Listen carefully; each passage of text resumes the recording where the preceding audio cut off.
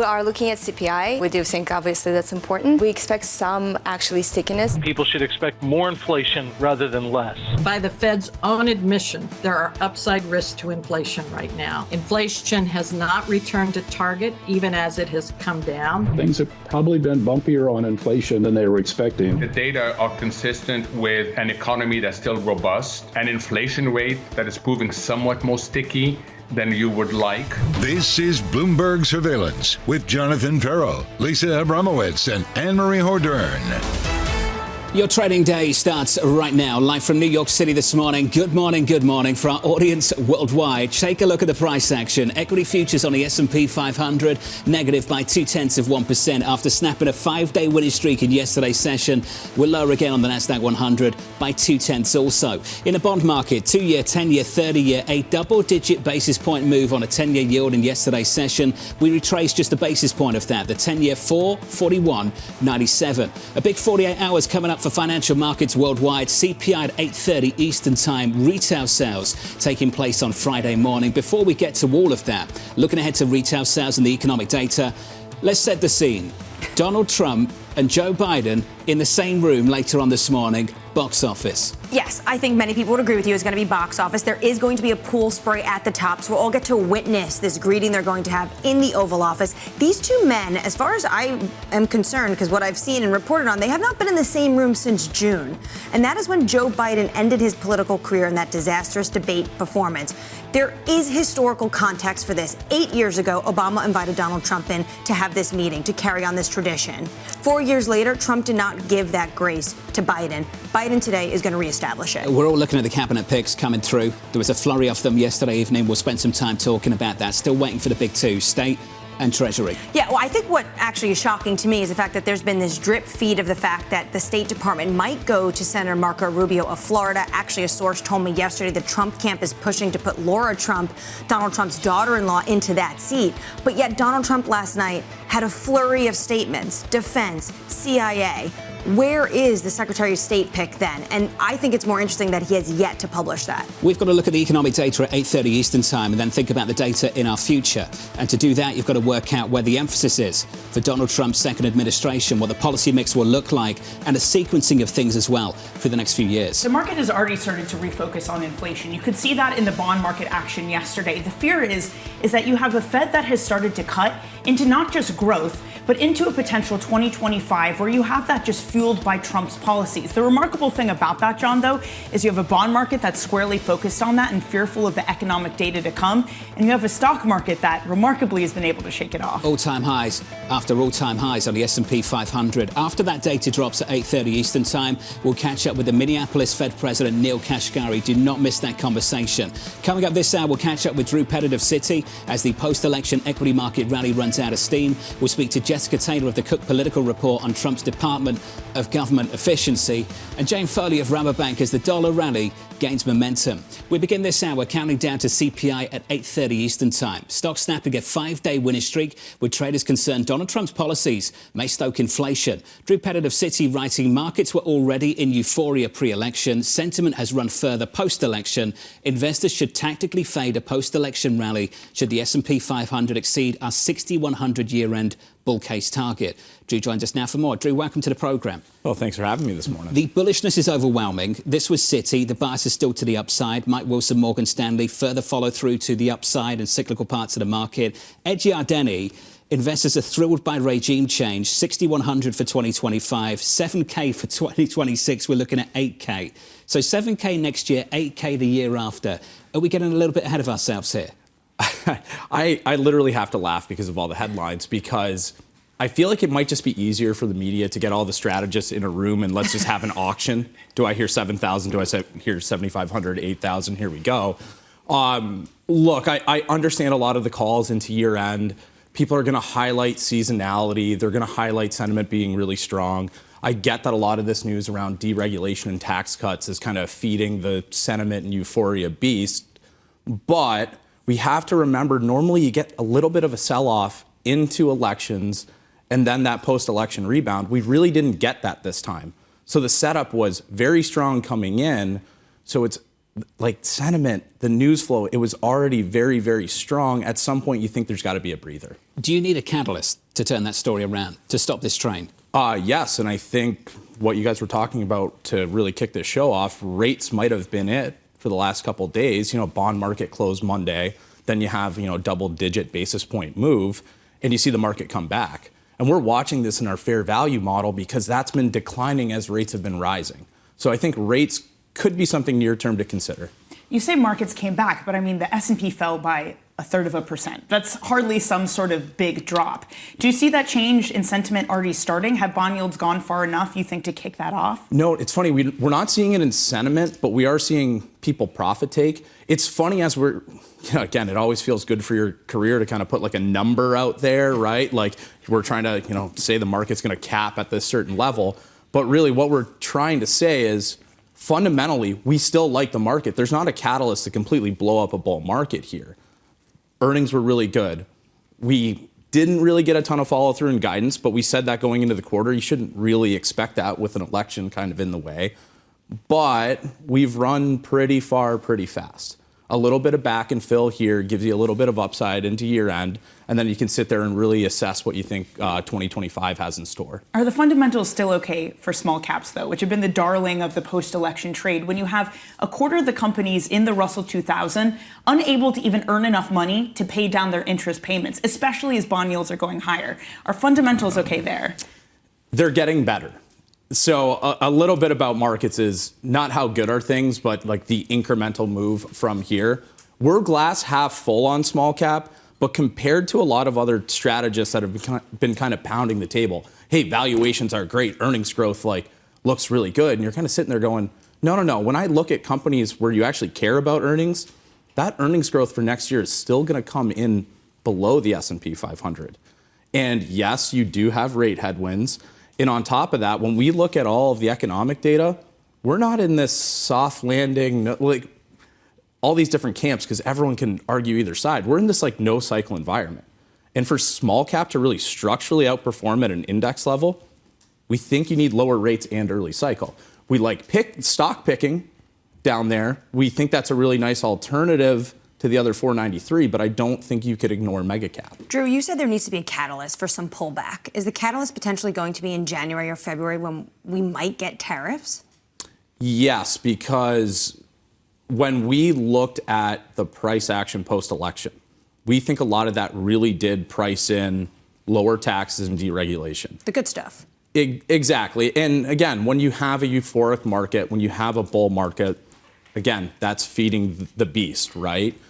What's getting a little bit messy is trying to figure out tariff impacts. And this isn't like a surprise, because we were talking about this in February, probably one of the first times I came on your show. And the issue was really isolating the effect. And then you have the dollar moves on top of it, which makes it even messier. And then you have companies that can ask, they can basically ask to have tariffs waived. And we saw that in the first administration too. So impacts a little bit hard to tell.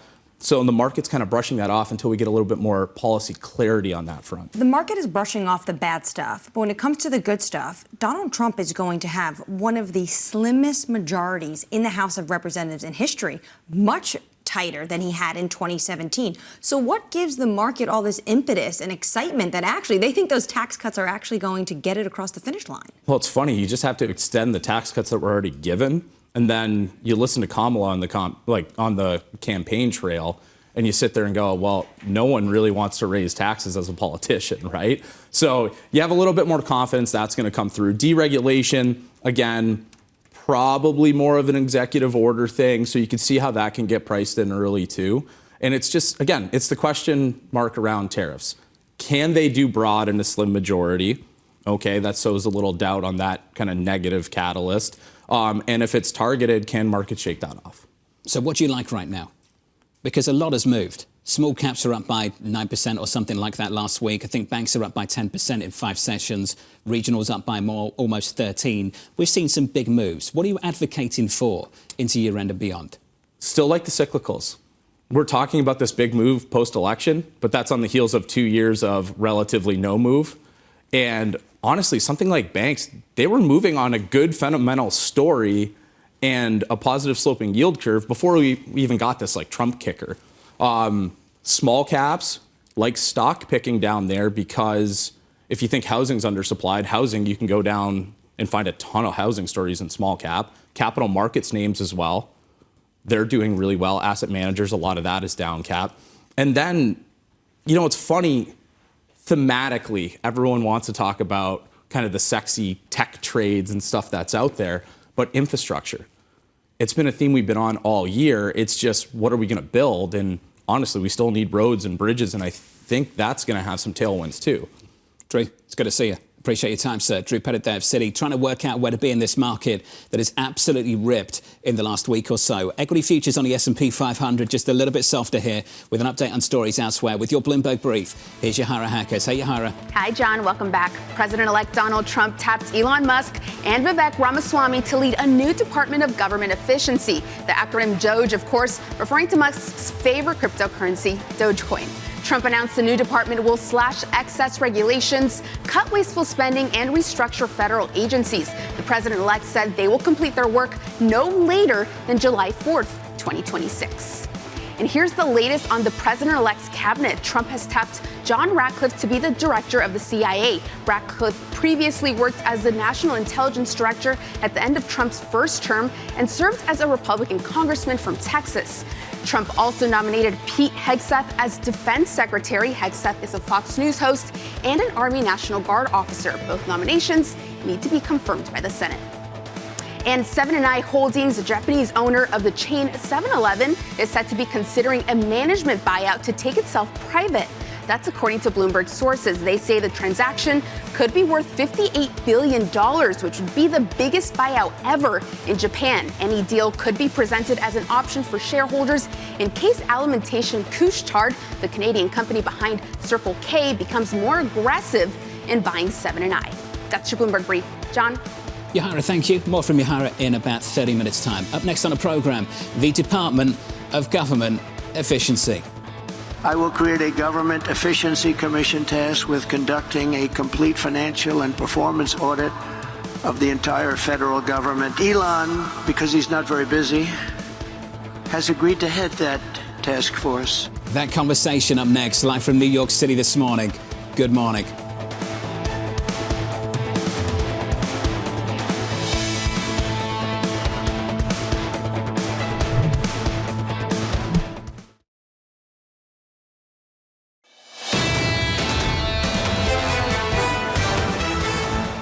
Live from New York City, welcome to the program. Here's a snapshot of financial markets. Equity futures on the S&P 500 just a little bit softer. We're down 0.2%. I mentioned that note from Ed Yardeni of Yardeni Research. Let's go through those numbers again. Stock investors thrilled by regime change to a more pro-business administration.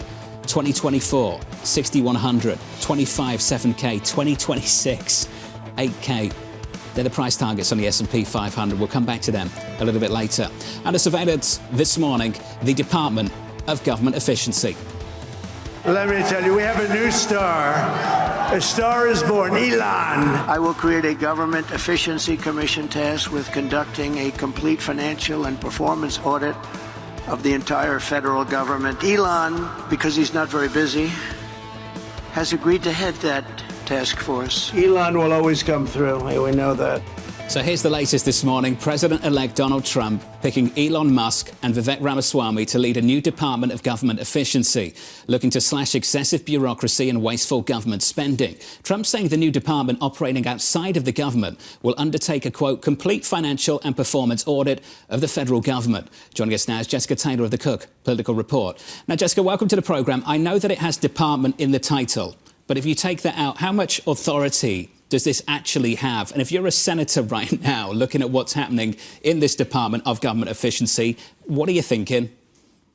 Yeah, I mean, Congress would have to create this new department, and it's unclear if Trump thinks this is going to be cabinet level. Again, that would require more steps and different things and more bureaucracy, ironically, and different things. So it certainly seems like this is an advisory commission and that they can advise Trump on things to do. But exactly, are they going to get a salary? There's, again, these are questions that are yet unknown, but clearly it shows the influence that Elon Musk has has had on his campaign and will have in the new administration as well. So this sounds like some sort of task force and an advisory panel. It has no actual power to execute on anything. It'll be working with the Office of Management and Budget, basically to give a recommendation. On the campaign trail, though, when Vivek Ramaswamy was running, he talked about getting rid of things like the Department of Education. Obviously, that would need to go through Congress. Is there any appetite in Congress to get rid of big institutions like that? You know, given that it looks like there will be a very small House majority and a very, again, a slim 53-47 Senate majority, I think it's going to require bigger steps to do that. And so I think that slashing these big things and doing away with a lot of the federal workforce, which would, again, we're talking about they would uncreate jobs, that would create more layoffs and different things. I think it's going to meet a lot of pushback, especially here within DC. I think that those things make for good campaign trail talking points, but actually putting them into practice is something very different. You mentioned Congress and the slim majorities, mostly the very slim majority. We're not even sure exactly how slim it's going to be in the House. But in the Senate today, there's going to be this very important vote. The first time Republicans have actually voted for a new leader in 18 years because Mitch McConnell had such a hold on that power. Can you explain to us a little bit of who you think is going to come out on top when it comes to John Cornyn, John Thune, and Rick Scott? I think that John Thune, the South Dakota senator, probably still has the edge, but whether he can get it on the first ballot is something I'm watching. If it goes to a second ballot with him and Texas Senator John Cornyn, that could make some interesting things. I mean, these two are the Johns in a way, are the most in the mold of McConnell, would not shake things up. Rick Scott is the sort of dark horse candidate. And of course, he's been getting a lot of support on social media from conservatives like Elon Musk and different things. And there's been people calling the Senate offices, urging people to support him. But he has a couple of things working against him. First of all, this is a secret ballot. And senators hold these decisions closer to the vest. I think they're going to vote for the Senate. Ultimately, they're institutionalists. And I think shaking the Senate up in this way is going to be hard. And he's Rick Scott is a very divisive figure within the Senate. Remember that he chaired the National Republican Senatorial Committee in 2022, and his tenure was very maligned by many within the Republican Party, that they felt like they actually lost a seat, if you remember that cycle. Mm-hmm. And he did not intervene in primaries in the way that Steve Daines, the current NRSC chair, has, that did deliver them the majority. So there were weak candidates like Herschel Walker in Georgia, Dr. Oz in Pennsylvania, that got through, and there were questions about the fundraising and spending. And so I think those things are all things that are working against him. But again, I think that Thune probably has the edge, but we don't have an official whip count because, again, these things are being held close to the vest. But I think it's probably either Thune or Cornyn in that regard. President-elect Trump actually shared the betting markets showing that Rick Scott was starting to do well. And a lot of this has to do with that social media momentum, especially from the MAGA movement on him. But do you see this as a litmus test for Trump's control on the Senate? Well, I mean, just the fact that Trump has sort of put out some of this, things that he wants, like recess appointments, and that you have all three of the candidates that have said that they would back this, I think just shows the influence that he has. And I think it's probably the reason that Trump hasn't got involved in this officially, because he doesn't he doesn't like to be seen backing losers and different things. And I think that would be the concern if he backed Rick Scott and he ended up not winning. I think that's, again, but could we still see an 11th hour decision for him to to come in and do this? I think, again, the meeting's at 9:30, so we could see. But again, I think just the fact that these senators, these Senate leaders are sort of bending to what Trump wants does show the influence he has within the Republican Party. Well, you make a good point, Jessica, that in these early days, one of the most important things needed for speed is that of approval of his cabinet. We've had a flurry of announcements, most recently Department of Defense, the CIA head. Jessica, do you assume that what we've heard so far will have an easy time through an approval process or even recess appointments? I mean, I think that some of them, he hasn't officially nominated Marco Rubio for Secretary of State. I think that's one that would get overwhelming support, of course. I think some of the other decisions, probably, Kristi Noem at DHS. But, the one, of course, that's making the most news that just happened last night was, Pete Hegseth, the Fox News host for Department of Defense. And I think that's sort of more of a surprising one. And, I think even some senators were asked last night about him and they didn't know a lot about him. So that's one that we could see. Again, I think this is what the confirmation process is for, to vet and to dig into these nominees. But certainly he, of the nominees so far, has been the most surprising and is someone I could see raising eyebrows and could, again, we don't know what's going to happen yet, and this just came out last night. I think he probably would face the most difficult confirmation process. But again, if Republicans just go with what Trump wants, he may not, even though he is certainly an unconventional choice to lead the Pentagon. Well, Jessica, we've learned over the past few years, and indeed during Trump's first administration, that just because you have a majority doesn't mean you have control. Are Republicans this time around on Capitol Hill more or less beholden to Trump?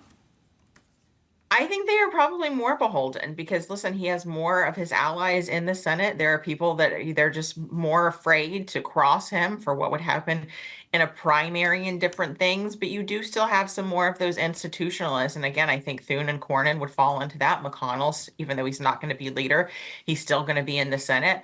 But again, you have sort of, more sort of outside the box people that have come in. Bernie Moreno in the Senate. Taking, the Ohio seat there, flipping it. You have people like Mike Lee, Rick Scott, Ted Cruz that are going to just be very loyal allies. You don't have the, John McCain's in there anymore. And that, even people that would have been one time sort of questioners like Lindsey Graham have completely remade themselves in Trump's image. Jessica Taylor, appreciate your insight this morning. Thank you. Jessica Taylor there of the Cook Political Report. A flurry of picks yesterday evening, some raising eyebrows. Unconventional, possibly. What's wrong with TV presenters going into government? We could talk about that another time. Unconventional maybe, but combat experience, operational on the ground experience, Ivy League education. Let's put that to one side because that's all a pretty strong foundation. Management experience. This is a huge department. More than $800 billion is the defense budget. It is massive. It is one of the biggest institutions, not just in the United States, in the world. And I think that's where the criticism is actually going to come. No one's going to want to criticize his tours in Iraq or Afghanistan, Guantanamo Bay, Cuba. But it's going to be, can this individual really steer an institution that big? And one criticism I heard was the fact that the optics of it. There's a Wall Street Journal report yesterday that Trump wants to make it easier to retire or fire some generals. Well, he does that while putting someone who currently is a Fox News host at the head of the department, potentially is optically doesn't look good, and also waters down this person's view of some of the strong picks they like Congressman Waltz. Well, also part of the issue with this is with a lot of these picks that Trump has had, and even the Department of Government Efficiency, it's been about that. It's been about efficiency. How do you have someone come in without department experience and do that to a behemoth like the Pentagon, which, by the way, has failed basically every single audit it's ever had because it is such a beast? If that is your focus, I'm not sure how you get that done with anyone, let alone someone who doesn't have that type of experience. Don't you think we're being trolled, Doge, Department of Government? Come on. It's not a department. It's a task force. Exactly. It's a task force. Or maybe a council. Key line in the statement, provide advice and guidance from outside of the government. That's the key line in the statement released overnight. The other criticism of this, of course, is going to be that Elon Musk might have an outsized say on Donald Trump, but doesn't have to divest in terms of his business interests. So can he say to him, you should really deregulate this, or can we move along in autonomous driving, something that can help his businesses, but actually does not have to divest his business interests? But again, this is not a department. This is not an institution. One source told me last night this is for Vivek and Elon, like cats, to go chase around a ball of string. That's what they are equating this to. Never mind them chasing string. The press are going to be chasing squirrels for the next 6 months. They're going to go nuts with this. Elon's going to come out and suggest cutting something on Twitter, doing a poll on X. Then the press will go crazy about it. The next 18 months, it's going to be messy. Coming up, Jane Foley of Rabobank as the dollar continues to rally. That conversation just around the corner. From New York City, this is Bloomberg.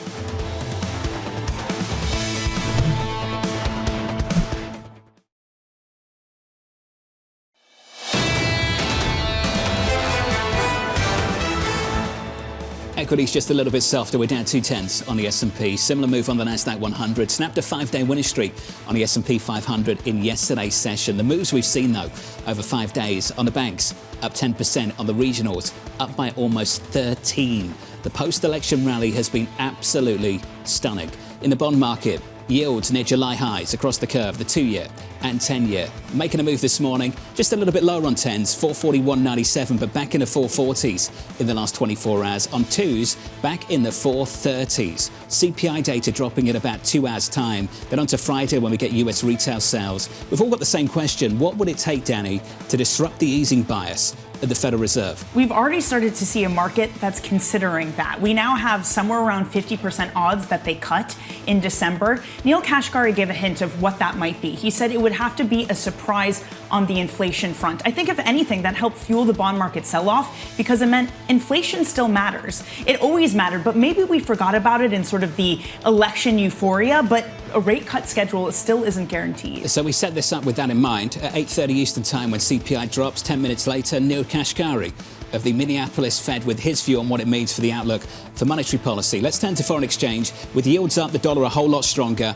particularly against the Japanese yen. Dollar yen earlier on in the session taking out 155, 154.98 on dollar yen right now, up by 0.2%. That is a weaker Japanese yen, and the euro just about holding on to 106 now, 106.12. Euro dollar down 0.1%. They're looking for 101 over at Mizuho in the next several months going into Q1 2025. So we're on parity watch all over again on euro dollar at 106.11. Under surveillance this morning, President-elect Donald Trump heading to the White House to meet with President Biden today at 11 a.m. Eastern Time. The visit setting in motion the transition of power that will be completed in January. Trump also meeting with House Republicans as his party nears a trifecta in Washington. So 2 events here. So let's start with the first one. Trump and Biden in the same room. That's going to be pretty incredible to watch. You see President Biden really wanting to make sure that this tradition continues. He immediately invited President-elect Trump into the Oval Office, the same Oval Office that Trump once occupied, that same Resolute desk that Trump once sat behind. This was something that Trump did not offer Biden. And there wasn't that peaceful transfer of the baton, if you will, that Oval Office meeting that President Obama gave to President Trump. So this is going to be very interesting. It's going to be a lot of style, not substance. Everyone is going to want to know, how do these two individuals react? They have not been in the same room since Biden's disastrous debate performance in June when he was still the nominee for president. I also find it interesting where he's going on Capitol Hill. The fact that he's going to be meeting with the House, and it's not so clear he's going to the Senate because they have the vote for the majority leader today at 9:30 a.m. And that's going to be so crucial for Trump of who he gets and how willing they will be to pass things like his cabinet, for example. He obviously, his allies want Rick Scott, but maybe he's not stopping there because he sees Rick Scott or any of the Johns willing to pass through his appointees. Side story worth watching, the president's son. Is there going to be a conversation about pardoning Hunter Biden? Potentially today. That will not be, if there is a conversation on this, it will not be part of the pool feed when they go into the beginning of it and have these pleasantries. But Biden can also do that himself before the year is up. That is something that I actually think Trump would look kindly on because he has talked about how much he loves family and family ties. And, you know, you go to the mattresses for your family. One to watch over the next few months. Donald Trump's cabinet also coming together. The president-elect picking his former National Intelligence Director, John Ratcliffe, to lead the CIA and nominating Fox News host Pete Hegseth as his defense secretary. So this got a lot of eye rolls in Washington. Some people even saying, who is this individual? I think we need do a little bit of a historical analysis and history lesson. There is a law that the Pentagon needs to have at least 7 years distance between themselves and the military service individual who runs it. Joe Biden got a waiver for Lloyd Austin. Donald Trump got a waiver for General Mattis. There is also supposed to be this continuation tradition that we have not seen in recent history, except for maybe a Mark Esper, where the top of the Pentagon is supposed to be a civilian. So this individual, even though he's a Fox News host now, his prior background checks all of these boxes. And I was also reminded yesterday by Terry Haynes that Eisenhower's DOD head was the former CEO of General Motors, Engine Charlie. So you have to take this into historical context. But you nailed it, Jonathan, earlier when you said it's the managerial experience. This is a beast of an institution. Boris Johnson was a journalist, became the Prime Minister. It's happened before. We've seen this all around the world. The Wall Street Journal reporting Spirit Airlines is preparing to file for bankruptcy protection. The budget air carrier in advanced discussions with bondholders to hammer out a plan after merger talks with Frontier broke down. Their stock is down by 65%. The hope is that we won't have to deal with this mess all over again, because the hope is that if two companies come together, they need to make a deal, and one without said deal goes bankrupt. The hope is that we don't do this again because we're going to have a change of administration. It will be easier to make deals. Right. They tried to do a JetBlue deal in 2022 after backing down from a Frontier Air one. If they had done this in 2025, would it have looked different? I think the broad consensus is that it would. But in the meantime, I mean, you have to market the rise and fall of this company. I mean, it changed airlines today in the U.S., how we know them. Spirit is basically why we have to pay for extra baggage and why we have to pay for seat assignments. And now it's becoming, I guess, sort of a relic of that era, and something, again, probably wouldn't have happened in years to come. Personnel policy. Still waiting to see who he puts in some of these places like the FTC. Yesterday, Jane Fraser of Citi, the CEO, sitting down with Sonali Basak saying, game on. Our clients are waiting on the sidelines. There's been pent-up demand, and she thinks there's going to be a lot of M&A. We'll play you some of that interview a little bit later this morning. That's about 10, 15 minutes away. That's one of the big reasons that financials have absolutely ripped over the last 5 or 6 sessions. Let's turn to foreign exchange. The US dollar hitting a 2-year high on the heels of Trump's election win. Jane Foley of Rabobank writing, it is our view that broad-based dollar strength will last into 2025. The Fed's interest rate cycle will come to a halt earlier and a higher level due to Trump's policies. Jane joins us now for more. Jane, welcome to the programme. Not everything, of course, on the campaign trail will become reality. It's clear to me, though, you're making some underlying assumptions. Could you share them with us this morning? What are they? Well, we are, and particularly with respect to the Trump tariffs. Now, of course, we don't know. No one knows how much of those tariffs will be pushed through on China or elsewhere. But we are assuming that some of those tariffs will get pushed through. That will be inflationary. The U.S. economy, as it stands right now, is still relatively robust. And so we think that, we might see the Fed cutting interest rates again in December and in January. But after that, we're skeptical as to whether or not the Fed is going to be able to carry on cutting interest rates. And that, of course, is a dollar positive story. Jen, your world is a relative story, a relative game. It's relative to what is otherwise on the other side of the trade. So let's talk about the other side of the trade. When you say things like tariffs are inflationary potentially, are they disinflationary for the Europeans? You know, I think the story for the Europe is far more difficult to understand. Now clearly, if Trump hikes tariffs for goods coming into the US, well, that's a tax on consumers. But in Europe, well, is there going to be tit for tat? I assume there will be some tit for tat. How much is that tit for tat going to be? Will, for instance, Chinese goods get dumped in Europe? So there could be an inflationary impact on tit for tat tariffs, but a disinflationary impact if China has a lot of extra goods that they want to sell cheaply into Europe. So it's quite difficult to understand, quite difficult to really draw, straightforward conclusions at this point of time. And that's something we're going to have to wait and see. Jane, when the ECB began its cutting cycle, the discussion at the time was how far and how fast can they really go if America isn't going at the same time? You described a situation where the U.S. is going to have to pull off the brakes on cuts again. Are we going to have a similar conversation about the ECB, that their cutting cycle might too be stopped short for fear of what happens to the euro?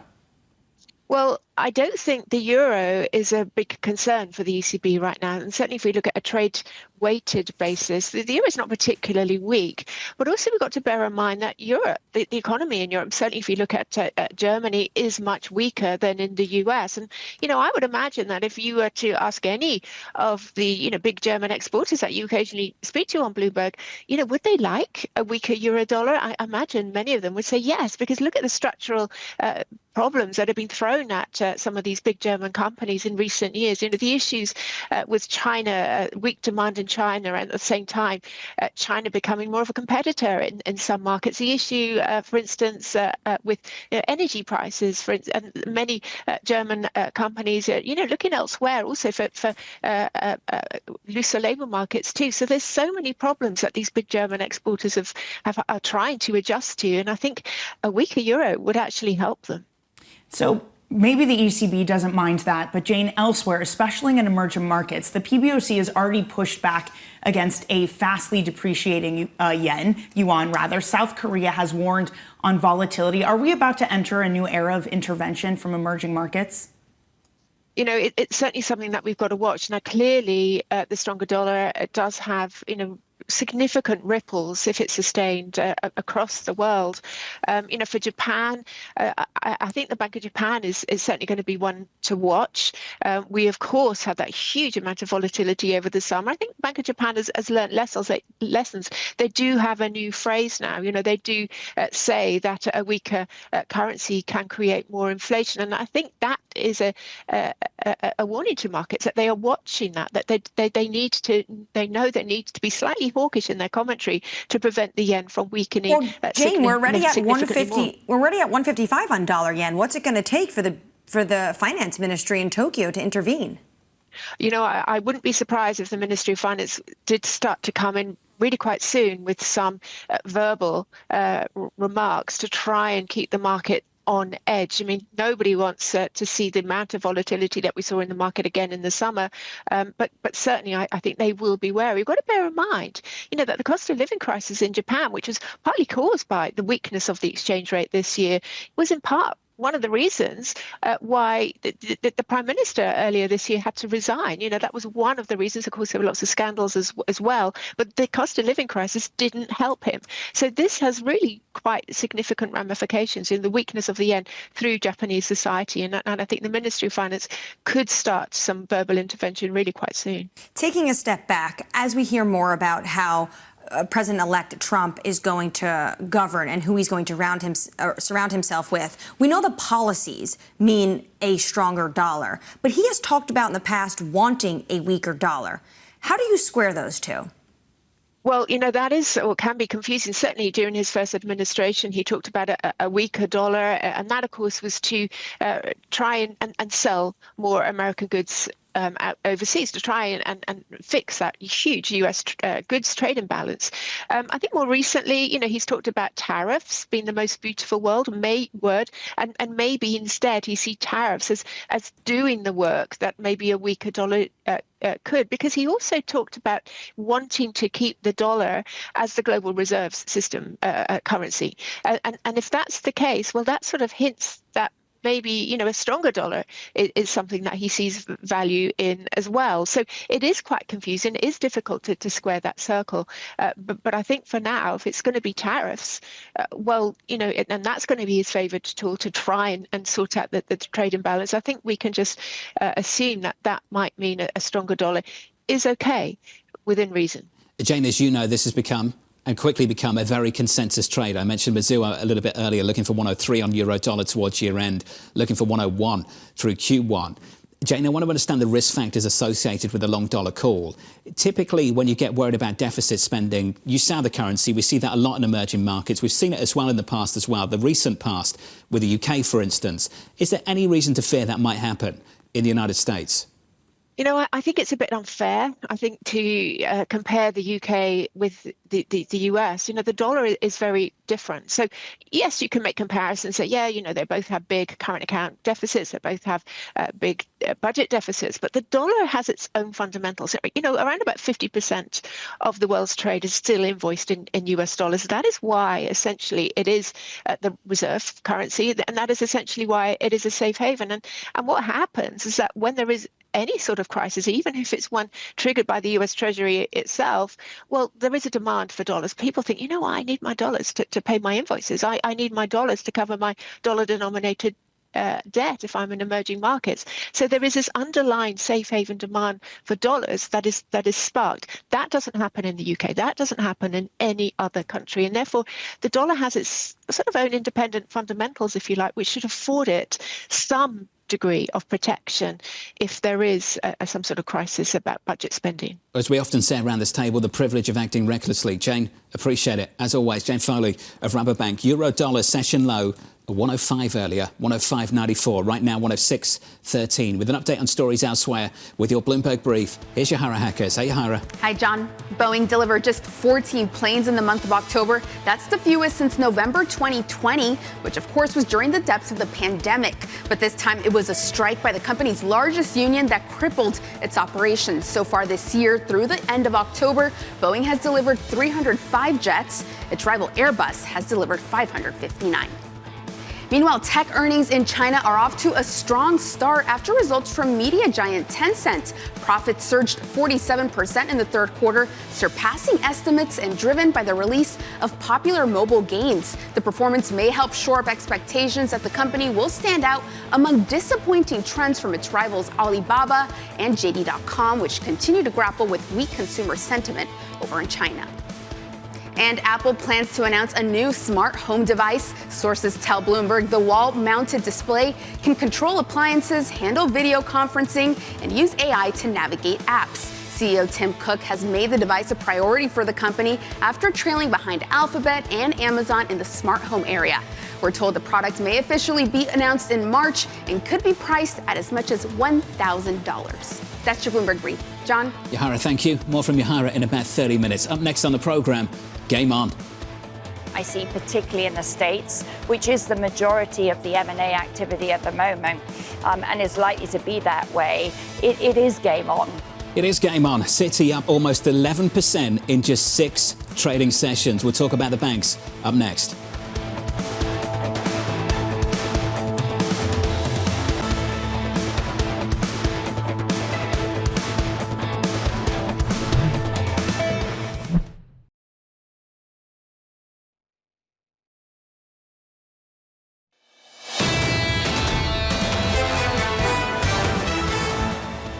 Few programming notes for you. US CPI drops at 8:30 Eastern Time, and then we'll hear from Neel Kashkari, the Minneapolis Fed president, immediately after that. So look out for that conversation. Then it's on to Friday with US retail sales very much on deck. Equity futures on the S&P ahead of all of that, just slightly softer. We're down 0.25%. Bond yields just a little bit lower, down 2 basis points. The 10-year, 440.98. Under surveillance this morning. Game on. I see, particularly in the States, which is the majority of the M&A activity at the moment, and is likely to be that way. It is game on. The clients are on the front foot in the States. As always with M&A, there's a difference between announced and completed, and that's where certainly our people are ready to help. So here's the latest. Regional banks surging almost 13% following President-elect Donald Trump's victory. As Republicans inch closer to a red sweep, investors pricing in expectations for looser bank regulations and more merger approvals under the incoming administration. Herman Chen of Bloomberg Intelligence joins us now for more. Herman, good morning. Good morning. Banks have ripped. They're up like 10% in 5 sessions. Regionals up by almost 13. Dangerous question. What are we pricing in? We're pricing in a better regulatory backdrop. Trump is expected to loosen some of the regulations, including on M&A. M&A has been really tepid over the past few years due to the fact that regulators under the Biden administration hasn't really approved deals, and it's taken longer to approve deals. That's created a lot of uncertainty for the M&A backdrop. Who does that help more, the big players or the small ones? It probably helps the small ones most, especially potential sellers, because they can now garner higher valuations. You mentioned the stock prices ripping. That's really helpful for multiples. And in the event of a sale, you could get a better price for a potential seller. At the same time, though, part of the reason that M&A has been gummed up, along with regulation, has just been high rates.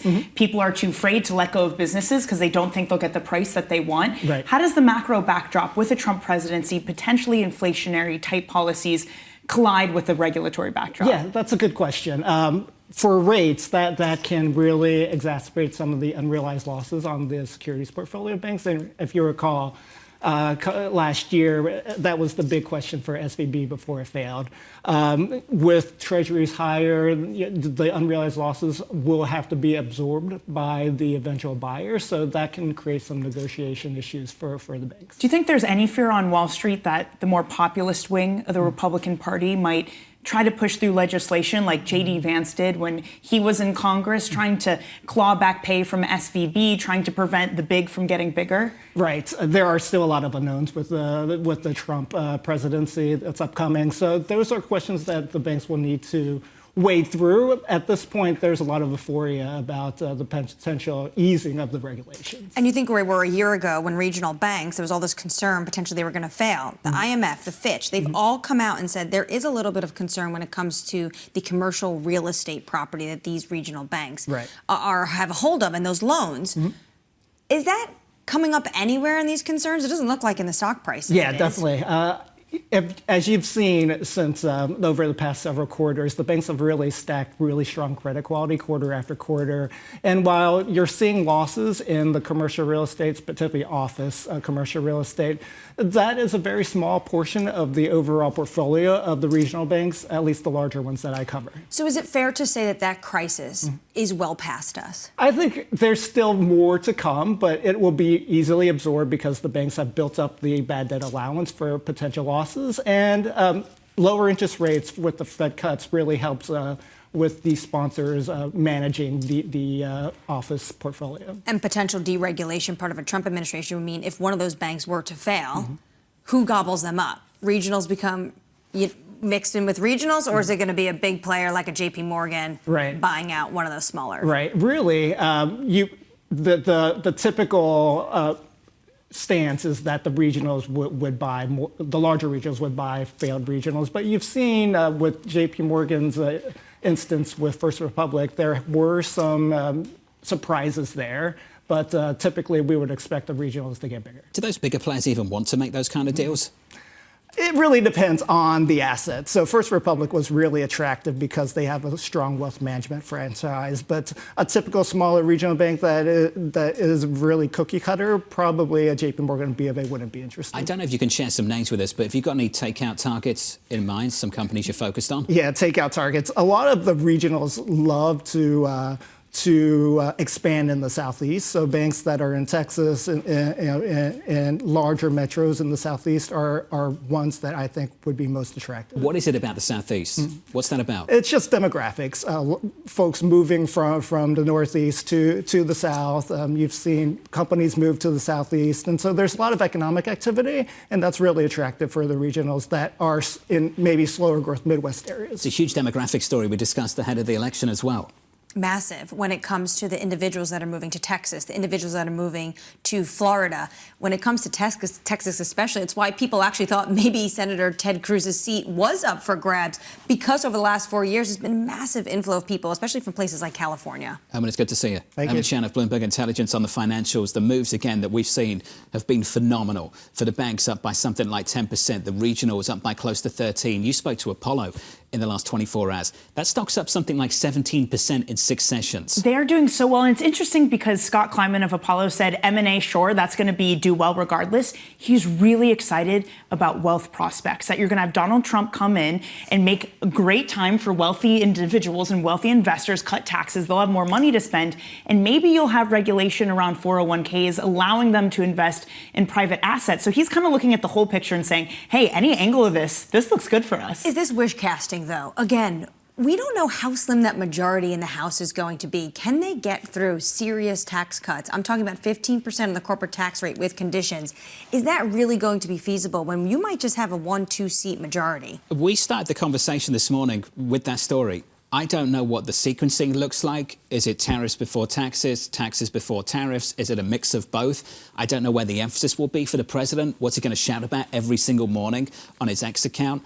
And I still don't really know what on the campaign trail gets translated into legislative reality. And we've all got to deal with that right now. And he's got 2 years because it's a midterm election in 2026. And what happens to the Senate? Does it flip back to Democrats? They're going to be in a rush, which is why you should expect another flurry of appointments pretty soon.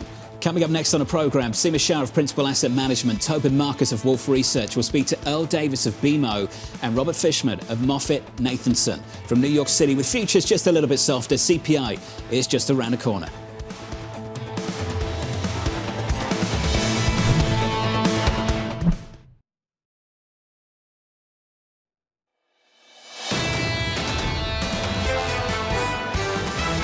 The sustainability of the euphoria in the equity market depends really on the policy set that gets unveiled. The market is betting on deregulation, the market is betting on lower taxes, on animal spirits. Markets seem to be very joyful right now.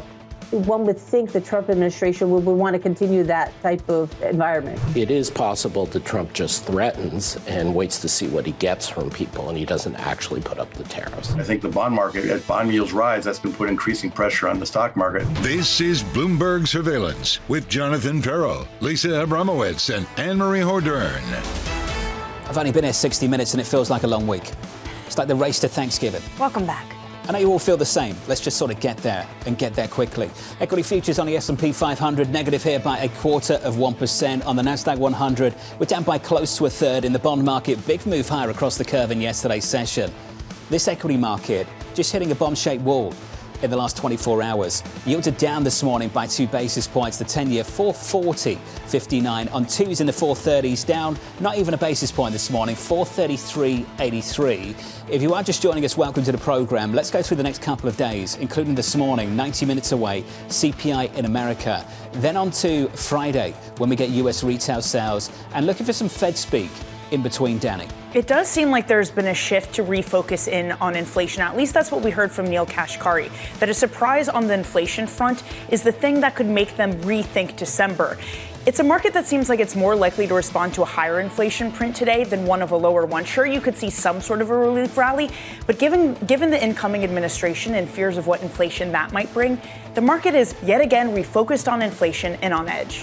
Mohamed Al-Arian called it after the September payrolls report, and he joined us right after, early October, saying inflation is not dead. Neel Kashkari starting to be concerned about, which is why it's going to be so fascinating to hear from him after the numbers drop.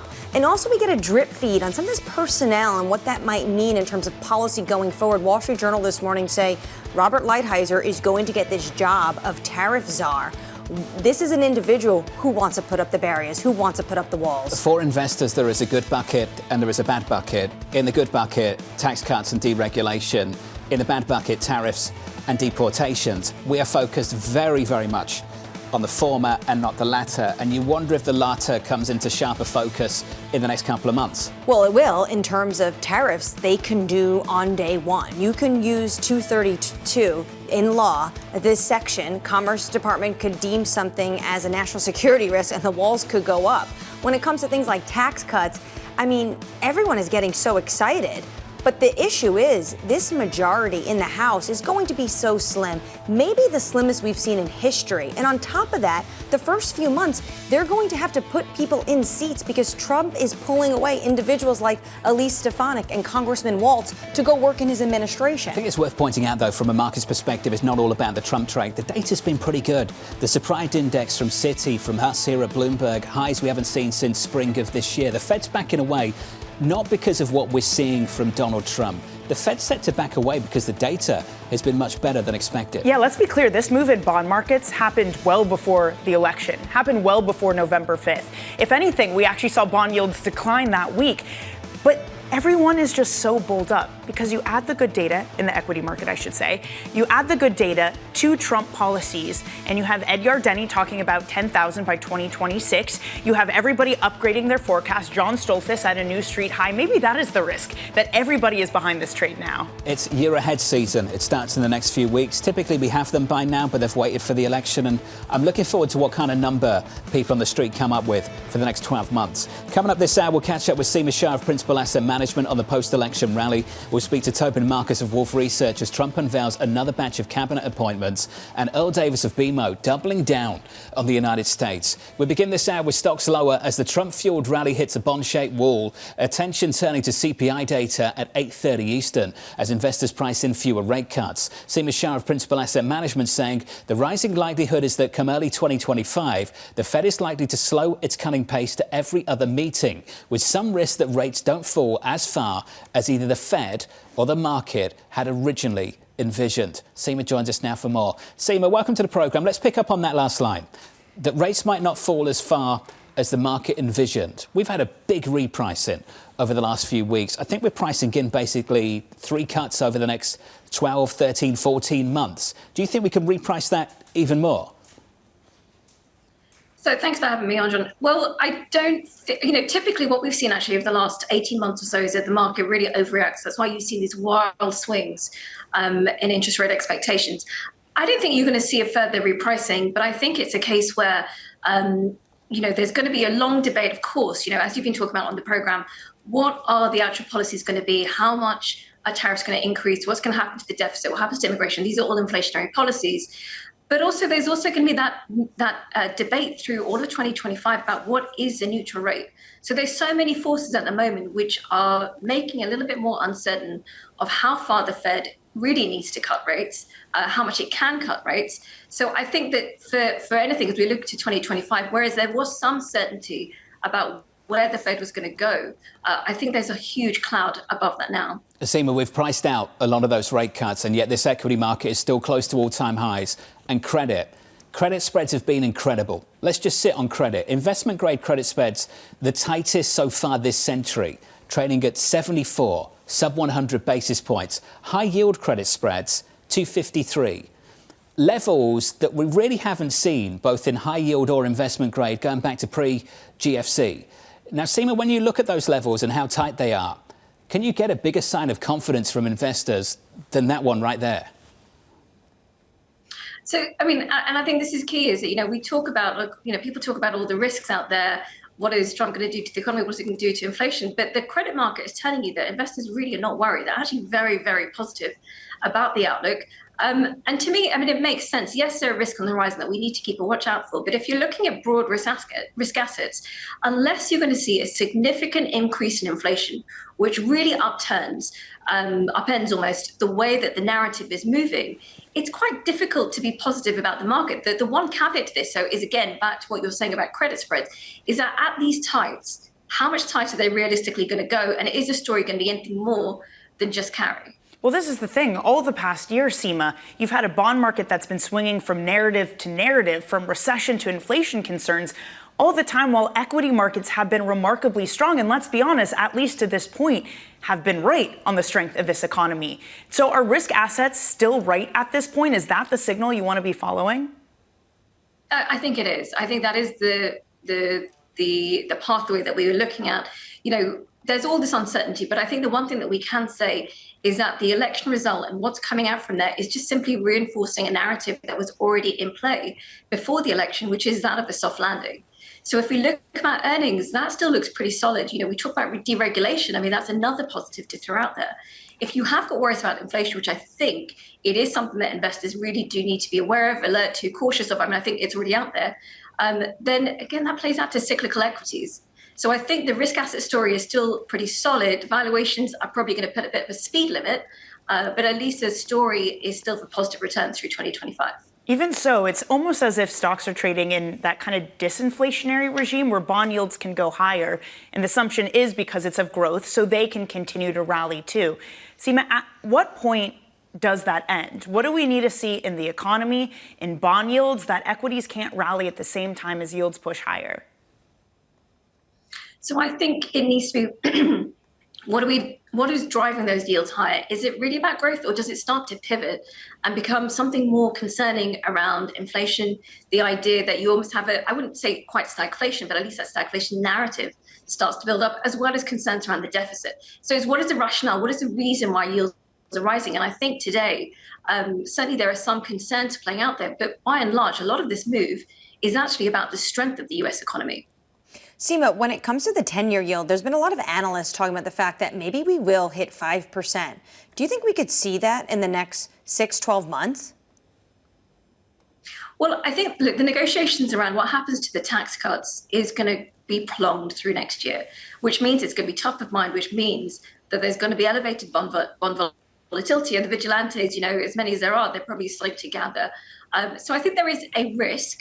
I think some of the numbers that maybe have been thrown out that I've seen in recent weeks of 7% on the 10-year is, I think, highly unlikely. I think the bond market will almost, I guess we are hoping that the bond market almost acts as a regulating force for the government. So any push towards 5%, I think that the economy is strong enough to handle, but I think it's enough to maybe push the government back and start to really reconsider how much fiscal stimulus they really need without the risk of crowding out investment and really starting to upset the fundamentals of the U.S. economy. Larry Summers basically said this. The bond market is going to have to educate some lawmakers in Washington, D.C., but that's one side of Pennsylvania Avenue. What do you think President-elect Donald Trump is regulated by? This is a question I think everyone is asking themselves, is that, there is elevated uncertainty. We don't really know what's likely to happen. There's a lot, policy proposals doesn't necessarily mean policy action. And we are trying to figure out what is that regulating force. Is it going to be bond yields? Or, on the other hand, is it going to be actual inflation? We think Trump was voted in because of discontent around price levels, about the cost of living. A lot of his policies are actually inflationary. So I think a lot needs to be said, or it needs to be still seen, of how much pushback is he going to get, or at least internally from himself, as he starts to maybe see inflation increase. The Trump put is down 40K. Seema, don't you think that that's how the president thinks about things, that ultimately that his worst instincts are constrained by whatever happens with the equity market? That was the story in Volume 1. Will it be any different in Volume 2? I think he keeps a close eye on the equity market. I think the position of Treasury Secretary is incredibly important. It was back then. It's probably more important even now.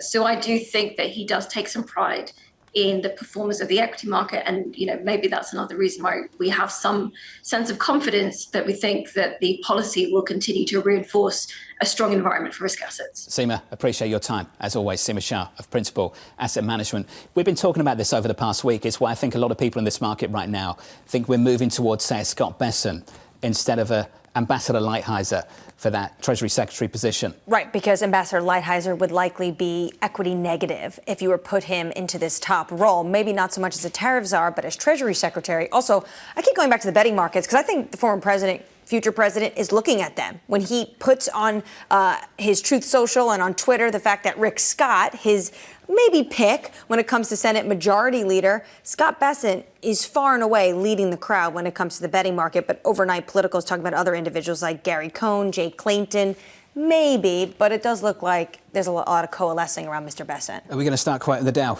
We're not going to start quoting the Dow. Not on this Equity program. futures on the S&P 500 just a little bit softer. Let's get you an update on stories elsewhere this morning. Here's your Bloomberg Brief with Yahara Hackers. Hey, Yahara. Hi, John. Staying on President-elect Donald Trump, he tapped Elon Musk and Vivek Ramaswamy to lead a new Department of Government Efficiency. Yes, the acronym is DOGE, of course, referring to Musk's favorite cryptocurrency, Dogecoin. Trump announced the new department will slash excess regulations, cut wasteful spending, and restructure federal agencies. The president-elect said they will complete their work no later than July 4th, 2026. Meanwhile, the Federal Aviation Administration halted flights in Haiti by U.S. carriers for 30 days. This after Spirit Airlines, JetBlue, and American Airlines reported being struck with bullets while flying in the country. This comes as violence escalates in Haiti as gangs have seized parts of the country and politicians struggle to contain the violence. And we're seeing the Japanese yen weaken. It's currently trading near 155 against the dollar, a level we haven't seen since July. The move raises the risk that the Bank of Japan may intervene to try and slow the depreciation, since during the summer they intervened near these levels. The U.S. dollar has been strengthening against the yen and other G10 currencies since Donald Trump's re-election. Now investors are watching U.S. economic data for signs that the Fed may hold rates higher, a move that would further weaken the yen. That's your Bloomberg Brief. John? Yahara, thanks for that. Dollar yen at 154.89. Up next on the programme, under surveillance, Biden and Trump reunited. My predecessor made promises which he broke. He is incompetent, ladies and gentlemen. The only garbage I see floating out there is his supporters. Now under crooked Joe Biden, the worst president in the history of our country. The world is in flames. That conversation just around the corner, live from New York City this morning. Good morning.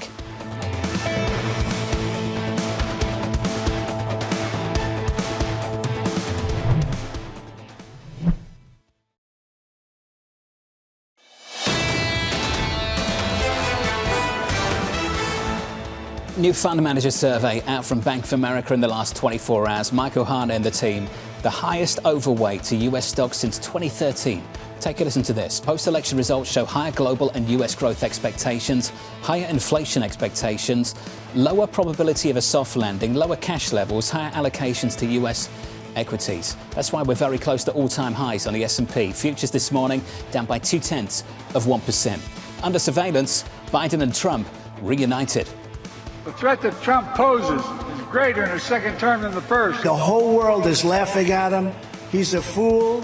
He's not a smart man. He never was. My predecessor made promises which he broke. He is incompetent, ladies and gentlemen. My predecessor failed the most basic presidential duty. Under crooked Joe Biden, every state is now a border state. Every town is now a border town. The only garbage I see floating out there is his supporters. Now under crooked Joe Biden, the worst president in the history of our country. The world is in flames. So this is going to be great. President-elect Donald Trump making a dramatic return to Washington with a meeting scheduled this morning at the Oval Office with President Biden. Biden insisting he intends on doing everything he can to ensure a smooth transition to Trump's second term. Joining us now is Tobin Marcus of Wolfe Research. Tobin, welcome to the programme. We won't sit on this for too long, but I would like your view on what this transition might look like in the next few months. So, look, I mean, we're seeing the Trump transition come together. They've been moving very, very briskly to get these jobs filled out. I think there are some picks that are pretty reassuring to investors. His chief of staff pick signals kind of an organized approach. Marco Rubio for Secretary of State is a pick that a lot of people cheered. But, we've also got some things that raise some eyebrows. Pete Hegseth for Secretary of Defense last night is something that I got a lot of concerned emails about from both Democrats and Republicans. So it's going to be a mixed bag. Do you think he can get confirmed? This is the first one that gives me that I have questions about whether or not he can get through the Senate. We haven't gotten a lot of clear signals so far about exactly how much willingness there is from some of these marginal Senate Republicans to stand up on these picks. And certainly during Trump's first term, he did have some of his more unorthodox picks end up going down. The rest of them I think are fine. But yeah, Hegseth is definitely one that is quite unorthodox. Yes, and short-term memory, potentially people forget. Actually, John Radcliffe at one point was struggling maybe to get the nod when it came to the Senate in Trump 1.0. Tobin, you mentioned Senator Marco Rubio. This has only been leaked out to the press. Last night, we got a slew of statements from President-elect Donald Trump about who he's going to put in certain positions. Why was that one missing? Honestly, not clear. That's not one where, some of these, reports about people that have supposedly been picked, like Lighthizer for USTR, the FT reported that and then multiple other outlets denied it. I have not seen a lot of, sort of concrete pushback on the Rubio thing, casting it into doubt. So it's not one of the ones that seems really deeply under dispute. But, Trump is going to put these out at his own pace. Lots of people around him have made the point that until he says it with his own mouth or his own True Social post, you shouldn't take it seriously. But that one, I think, does seem fairly solid. All morning, we've been talking about how the markets is reading all of this. Personnel is policy when it comes to a lot of this. Also, the makeup of Congress. We're having very slim margins in the House right now. And the Senate, of course, Trump may also pluck some senators out to join his administration. What do you think actually can get done in the first 100 days? So in the first 100 days, I'm not incredibly optimistic. I do think things will take time. We'll see in the next couple of weeks how much of the decks they clear in the lame duck session. So they may or may not need to deal with appropriations for FY25, keeping the government funded through the end of the year in Trump's first 100 days, depending on whether or not they do that now. So, there's some routine blocking and tackling that needs to get done. The big thing Congress needs to do next year is this huge fiscal package that they'll do through reconciliation. There's been a lot of talk from Republican leadership about doing that in the first 100 days. That seems like a big lift to me. My guess would be that we see the wheels start moving on that in the first 100 days, but that ultimately the bill kind of comes together and gets fully enacted later in the year. Will they be dragged down by the fact that they're going to have to replace some individuals like Congressman Waltz of Florida and Representative Elise Stefanik of New York? I don't really think so. It's sort of the difference between having a 1 vote and a 3 vote margin, which is, what hinges on having those two folks in place, I think is not really that big of a deal. Like, we're already in a situation and will remain in a situation all year where any group of Congress people in the House that have any willingness to hold together can tank these bills. The conservatives can, abstain. The moderates can abstain. So I think a lot of people have theoretical bargaining, power. The question is going to be who's willing to actually stand in front of Trump and sort of buck the team. And my guess would be that on these things where it really matters that they hold together, like a reconciliation bill, at the end of the day, the incentives for kind of cohesion and team play are so strong that they'll all come together. Okay, so the vacancies are also not that long. Stefanik might be gone for 90 days. Like that's, I think, manageable. So on the good side of what the market's pricing in, you see this potentially getting done next year through reconciliation. What about some of the concerns the market has when something like tariffs? How are you reading the tea leaves? Yeah, look, I think the tariff threat is quite real. I don't have any reason to think that it's going to be exactly 60% on China with no exclusions, or that he's going to do the 10% globally across the world, on a sort of sweeping basis with no exceptions. I think that a lot of this will be case by case. There will probably be differentiation of tariff rates by category. Some countries will get hit, some countries won't get hit. But that's still going to add up to a very material expansion of tariffs. I think it's going to be a significant event for markets, both from a macro perspective in terms of currencies and rates, and for a lot of single names. I do think it'll take time to come together. But, when we look at his rhetoric throughout the campaign, when we look at the likely return of Lighthizer in some role, I think there's a real sincere belief in the power of tariffs, not just as a negotiating tactic, but as something that you need to leave in place to raise revenue, to pay for taxes, tax cut extensions, and to, really reroute global trade flows. Well, given that, Tobin, given the possibility of Lighthizer, given the announcements we've heard or are likely to get, they seem like China hawks, they seem like immigration hardliners. Does that give you a sense of what the focus will be for the first 100 days and maybe suggests that the market has gone too far in overlooking these things? I mean, it was always our expectation coming into the possibility of a Trump win that we'd get kind of, sort of front-loaded good news in terms of the expectation of things like regulatory relief. And then, a longer timeline for some of the real risks to markets to come into focus in terms of things like tariffs, like elements of this tax bill that might be, sort of more adverse for certain sectors, like rolling back parts of the IRA. And I think that's what's playing out. So I think the trajectory makes total sense. This is not surprising. But yeah, those risks are out there. It's always been the case that, coming into this administration, particularly unlike in the Trump administration, we don't have another 14 points to cut the corporate rate. We are kind of starting deep in a hole when it comes to the fiscal policy choices that need to be made next year. So I think it's going to be less sort of unequivocal good news for markets than his first year was last time around. Tobin, what about the Department of Government Efficiency, which is a task force, not a department? What sort of role do you see Musk and Ramaswamy playing over the next few years?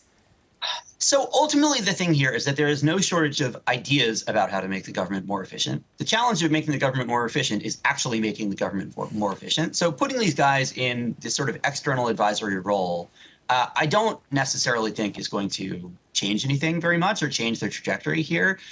When it comes to streamlining departments or reducing federal headcount, Congress generally needs to be involved in those decisions. And it's been the case for decades that attempts to do that have been stymied by, congressional resistance to cutting budgets or, getting rid of these small programs that have some little constituency somewhere. When it comes to streamlining regulations, there's processes for doing that where generally you have to go through these pretty burdensome, rulemaking processes to get stuff off the books. So I think there is some level of seriousness of purpose from Trump about those ideas. But whether or not Musk and Ramaswamy are there advising him from outside the government, I don't really think is going to make that big of a difference. Hey, Tobin, appreciate your thoughts. Thank you, sir. Tobin Marcus there of Wolfe Research. The to-do list is super, super long. The amount of time we've got, like that much. Right. They want to get this all done in 2 years. But going back to that quote-unquote department, which Danny rightfully called a task force or a council, a source was messaging me earlier this morning. It has no power, no authority, no money. Actually, it might actually create more bureaucracy in the U.S. government. All it's going to do is potentially send these recommendations over, but it needs congressional approval for any of these recommendations. So I think everyone is focusing on this brand new department being structured. It's not an institution. It's a task force or it's a council. And guess what? We've had tons of them through countless administrations. I wonder if there's going to be a return to office recommendation pretty quickly, though, down in Washington, D.C. That would have to come from the president-elect himself, not Elon Musk. The recommendation might come from them, and then maybe he acts on it, and then that starts this whole drama over who's in charge and, what this is going to look like. There'll be a lot of memes. There's going to be a ton of them. Coming up on the programme, Earl Davis of BMO on why he's doubling down on U.S. risk. From New York City, this is Bloomberg.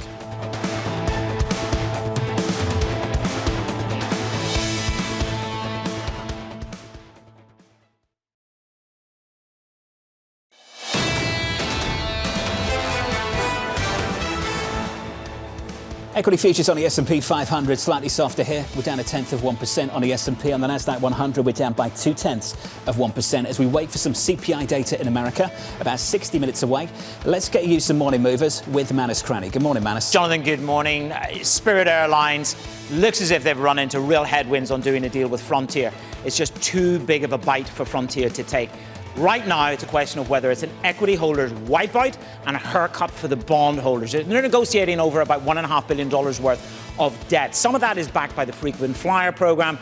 They never really recovered, did they, from the JetBlue blockage that Biden put in place. What is M&A going to look like in this space under Trump Mark II? There's something to consider. Roll it over, have a look at Rivian. When you want access to technology, which is what VW wants, and they need to stymie the cash burn Rivian, Volkswagen comes in with $800 million. They're doubling down on their investment. So this is about a symbiotic deal for both. Just think about it. Electric vehicles, there's new headwinds potentially coming down the pike here in the United States of America. Demand is soft in Europe, and China has its own set of problems. The quid pro quo is they get the cash, VW gets access to that technology. Now, Spotify, it's not a banquet, but it is everything you can listen to for $12. That is what you pay every month. The stock is up this morning. Which would you choose? A Taylor Swift concert ticket at $4,000 or $12 a month to tune into Spotify? They're beating on the margins. They're beating on the subscribers. They're beating on operating income. And the gross margins for Spotify are 32%. Take me back to Wembley. Take me back to Blonde Ambition tour of Madonna. I'd pay up for that every day. You're raging yourself, Manus. Appreciate it, though. No problem. Thank you, sir. Thank you very much. Under surveillance this morning, President Donald Trump making good on a promise to create a Department of Government Efficiency, or DOGE. Elon Musk will work with entrepreneur Vivek Ramaswamy to lead the effort. The group will partner with the White House and the Office of Management and Budget. Ignore the hype. This is a task force, or this is a White House council. Back in September, when this was actually floated, Terry Haynes wrote a note saying that this isn't bold or new in Washington. If you're on the Titanic as Trump infers and your top job is spending time rearranging the deck chairs, you're not poised to deliver anything transformative during your last and only 4 term in office. You're poised to waste time and jawboning. This task force has no money, no authority, and no power. Sure, it can give us a bunch of recommendations. Elon Musk can also do that on his own platform, Twitter. Honestly, what I'm hearing from you, Anne-Marie, is for everyone that's been bidding up Tesla, maybe curb your enthusiasm. If actually Musk's power is going to be much less in the White House, maybe some of the things that he wants to get done. I mean, he's complained about so many different government regulations. What kind of power will he actually have to change that? He can recommend. He can make recommendations. There is something to be said for his access to power and the fact that, given the fact that this is not going to be a government department, he doesn't need to divest his business interests, but he can recommend policy that could impact and maybe help his business interests. So, of course, we're going to be critical and watchful of that, but we should really know, what kind of quote-unquote department this is. It's not. This is going to attract a lot of attention over the next year, that's for sure.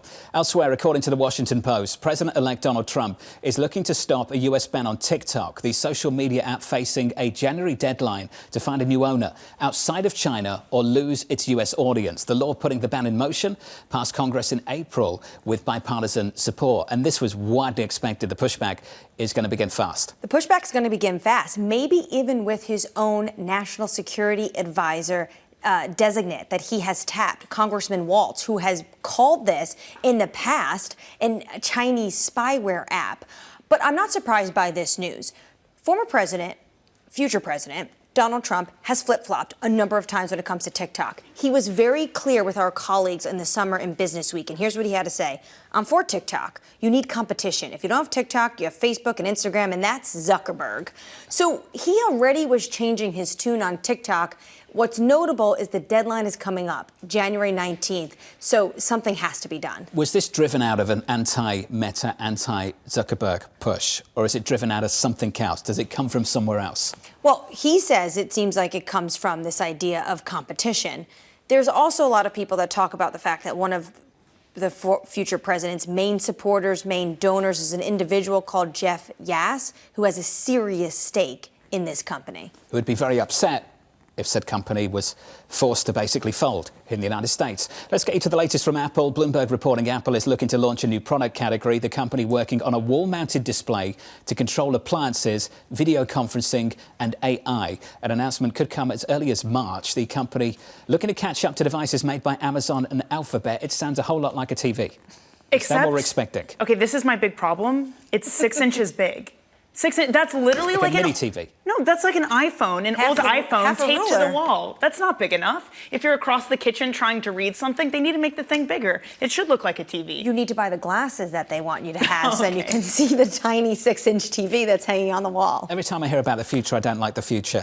Apple is down by a third of 1%. Let's turn to the US economy. Investors counting down to US CPI data due out in just under an hour. Earl Davis of BMO is unequivocally bullish US risk assets and is doubling down on the US being the global economic nucleus. Earl joins us now for more. So, Earl, I think we should start there. Unequivocally bullish risk. The United States, the epicenter of the world. What's behind that, Earl? Walk us through it. Well, as you know, Trump has said, we're going to have corporate tax cuts and deregulation, both of which are positive for growth. Now, let's focus on deregulation. When you reduce regulations in business, what actually happens is you increase potential GDP. And with that increase in potential GDP, that becomes a magnet for capital. So you're going to have capital allocation increasing to the U.S. based on those policies alone. We've actually done this in our strategic bond fund, which is a global bond fund, where we've reduced our emerging market exposure and increased it with U.S. IG and high yield. Oh, looking at high yield and IG right now, incredibly tight. Let's go to the price of the story. Investment grade credit spreads, I think the lowest so far, the tightest so far this century. High yield credit spreads around 250. What kind of tightness are you anticipating, Keir? How much tighter can those spreads get? I won't even put a number on how much tighter they could get, but I've been in this business since 1994. And one of the things you always have to follow is the wall of money. It starts from the basics, how much money is out there and what are your investable assets. We know the wall of money is enormous because of QE and everything that's happened over the past 10, 15 years. And with now this policy coming about in the US, your asset base is limited now. So it's hard to put a price on it. I agree with the valuations are very tight. That's not why we're not all in high yield right now. But we are looking at any sort of hiccup, backup to switch from our IG to high yield. We believe we have about 2 months to do so. We want to ensure that we're positioned where we want to be positioned for January 1.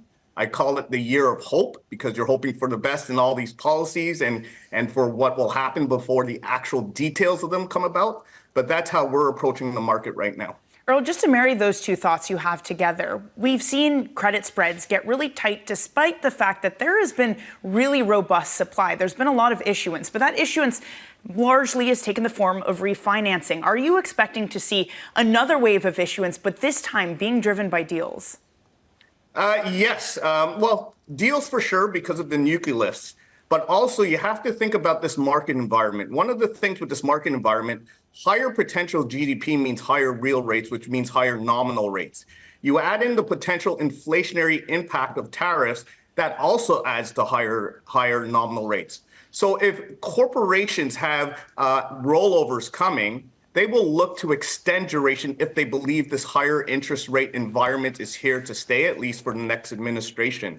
So I think it not only will deals do it because of the economic nucleus and capital coming into the U.S., but also the outlook for interest rates as well will help the deal flow. Well, the other obvious party to the issuance bonanza is the Treasury, Earl, and fears of a fiscal deficit that's ballooning at a time when the Fed is doing QT, when you have foreign central banks trying to pull back where they can from buying treasuries. Earl, are you concerned about the lack of price-insensitive buyers in this bond market? No, I'm not. I'm actually concerned about the price-sensitive buyers. That's why our perspective in regards to risk assets and doubling down is not a 4-year story. It's not a 2-year story. It's a 2025 story. There's a lot of unknowns out there, and the unknowns are all around inflation. And, you have the impact of tariffs. You have actually the tax cuts that will come about. How's that going to be funded? We're not expecting to see less deficit spending. So we know for sure that there will be more supply coming about. And that's one of the things in the back of our minds when we look at the risks to our outlook. So, that takes us to treasuries. Do you think that's already contributing to higher yields across the yield curve? Or do you think the move we've seen so far is largely off the back of better than expected economic data? Yeah, you know what? Let me break down what I said before and why we foresee higher yields. Your nominal yield is made up of 3 things. It's made up of break-even inflation or inflation expectations. It's made up of your real rate, which is tips, and risk premium. So break-even expectations, we expect to stay in this, gravitate to 2.5, staying between 2.5 to 3 until the details of the tariffs are out. That is inherently inflationary, both globally and domestically for the U.S. So that's one part that says higher yields. The next part, real rates, I spoke about before, is potential GDP. A neutral real rate reflects your potential. So if potential GDP is going higher, your neutral tips goes higher, and that pulls it higher. So that, again, higher nominal rates.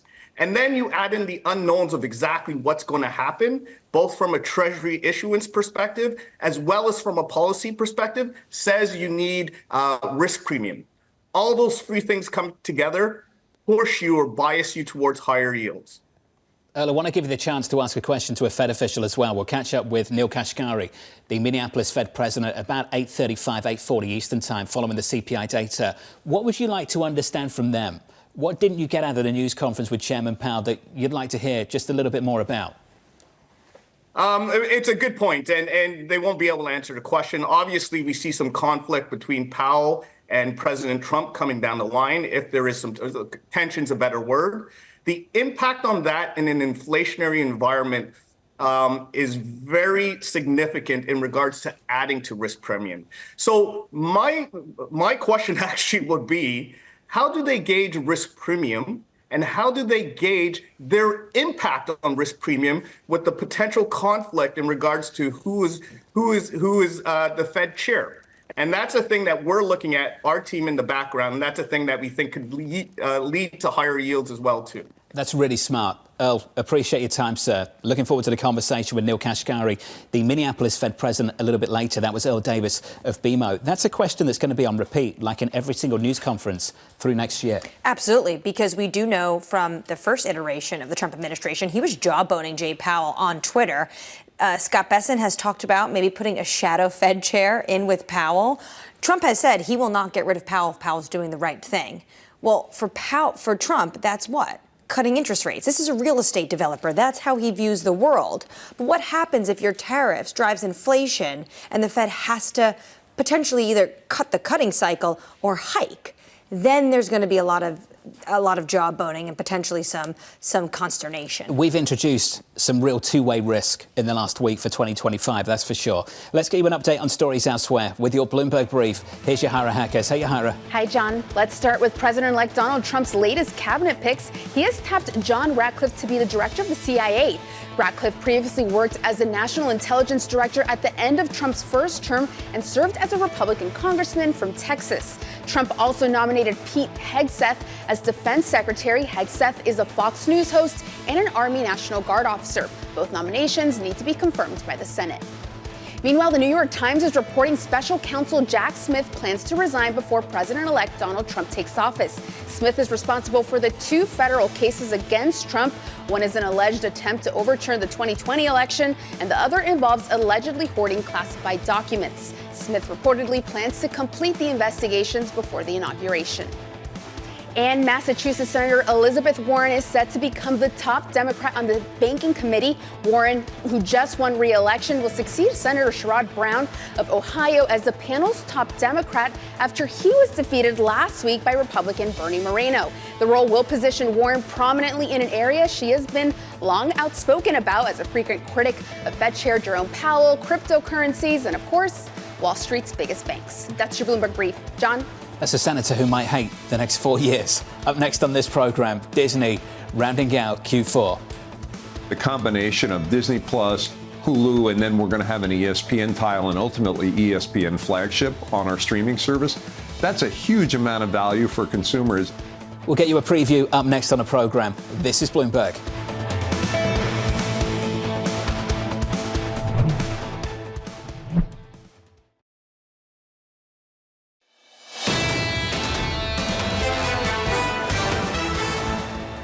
Equity futures on the S&P down by 0.2%. The bond market pretty stable here. The 10-year 4.42. Under surveillance this morning, Disney rounding out Q4. What we've tried to do with our own offering is offer the individual pieces, or if people want to get a discount by bundling, we're happy to do that. The combination of Disney Plus, Hulu, and then we're going to have an ESPN tile and ultimately ESPN flagship on our streaming service. That's a huge amount of value for consumers. When you deliver that much value to consumers, consumers are willing to pay a little bit more because, frankly, they're getting so much back in terms of entertainment. So here's the latest. Disney gearing up for its final earnings report for the year. Robert Fishman of Moffettnathanson writing Disney has hardly been immune from the negative earnings revisions that have befallen the rest of the industry. But there is also reason to believe that those Disney headwinds are short-term in nature and the broader company may be at a turning point. Robert joins us now for more. Robert, welcome to the programme. Let's identify those headwinds. What are they and what do you think are short-term about them? Yeah, good morning.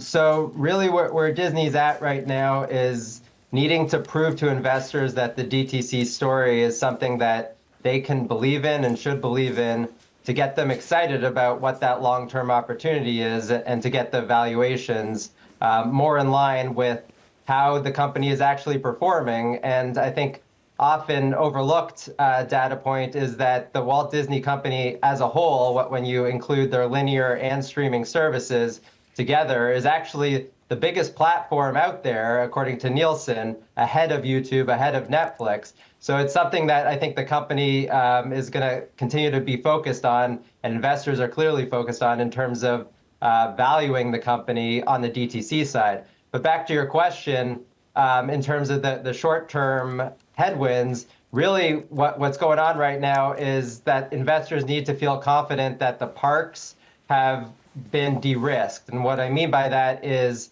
there's been a little bit of extra noise in the system right now after the COVID comps and with Epic opening ahead of Universal in May. So there's a lot of theme park focus right now, but we think that hopefully is going to start to be behind us now that we start focusing on DTC moving forward. Robert, surely the other focus in this earnings is going to be the search for a new CEO. Wall Street Journal had a story out yesterday that they're looking not just internally rather, but outside too. Someone from Electronic Arts, their name was floated, as well as other people. Robert, does it make sense to bring someone up internally from the behemoth that is Disney or look elsewhere? I mean, that's the ultimate question for this company. And clearly, with Bob Iger at the helm, they've done an amazing job leading this company. He's done an amazing job leading this company over his long tenure. But the question is going to be who can replace those big shoes to fill.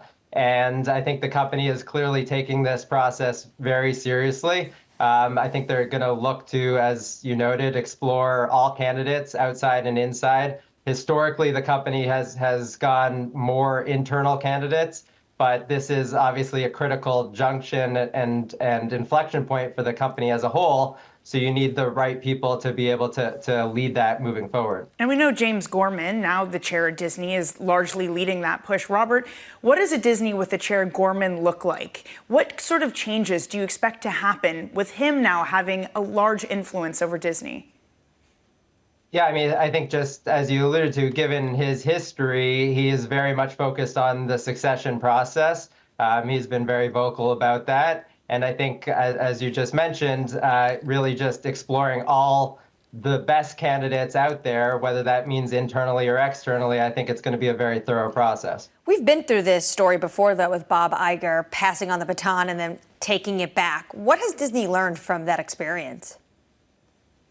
I think, again, exactly to the point that it does need to be a broader search. And I think that it needs to be all-encompassing to explore all of the potential candidates and not just, more of a narrow process that seemingly happened through the Chapek process. You mentioned at the top that you're really looking forward to seeing how Parks is doing. We had Bank of America on yesterday with a consumer checkpoint, and they're saying people are really going out and spending on services. Do you see any of that starting to dwindle or even any impact from the hurricanes when it comes to the parks in Florida? Yeah, great question. So, yes, I mean, clearly the hurricane with Walt Disney World shut down for a couple of days. So that will impact, and we expect to get an update from the company about the potential sizing of that impact for their fiscal Q1, the December quarter. But essentially, after that number is known, we are hoping that the company can essentially reset expectations around the overall parks. Again, I mentioned Epic, which is Universal's park, is opening in May. So there's always ahead of a big competitor launch, some sort of noise in the system that happens, and we expect that the same, given the size and scope of Epic opening in May, that could have an impact on Walt Disney World. But once these factors are known, then we expect investors to get a little bit more comfortable with the trajectory from here. And then you said, as you mentioned in your first answer, that we can concentrate on streaming, Robert. They turned to profit for the first time last quarter, their Disney Plus division. What are margins going to look like this time around?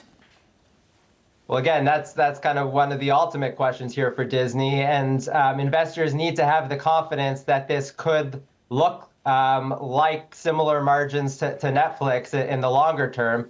And the company has given us some building blocks in terms of how they're going to get there. They're clearly focused on a lot of the costs and the third-party distribution fees. So there's a lot that we've kind of dug into on the potential margin. A big piece of that is how they incorporate Hulu going forward. And we're awaiting the Comcast arbitration. So once that's behind us, hopefully we can get a little bit more color as to what the aggregate DTC services bundled together look like. I think you played the clip at the beginning, but really bringing Disney Plus, Hulu, and ESPN together, as I mentioned before, that combination allows Disney plus their linear channels to be the #1 platform in terms of viewership measured by Nielsen. So I do think that the company is very much focused on what they want to do with DTC. That there was a big new hire from YouTube that came over as part of their focus on the technology piece of it. So there's a lot that still needs to be evolved on the DTC strategy, and we're excited about where that can take us and ultimately where that leads to double-digit margins and beyond. Robert, before you go, I just want to talk about the circus on Friday night. Mike Tyson, Jake Paul. How much money does Netflix make on something like that? That's a fun question. So essentially, the way that Netflix, I think, is viewing this is an opportunity to, again, push their live programming. Clearly, it's a very high-profile event, as you just alluded to. And I do think it will help push them forward in the advertising realm, right? Because what this company, Netflix, is really trying to lean in on now is the higher engagement, higher CPMs for the viewership that they do have, and really kind of growing the ability and opportunity with sponsorships, and you know, they have WWE coming aboard. So this is just another step. And then again, with the Christmas games coming from the NFL, the focus is live events here. Well, we're talking about it, so I guess it's working. Robert, it's good to see you. Robert Fishman there of Moffettnathanson. Up next on the programme, Kevin Gordon of Charles Schwab, Neel Dutta of Renmark. We'll speak to David Kelly of JP Morgan Asset Management and the Minneapolis Fed President Neel Kashkari right here in New York City.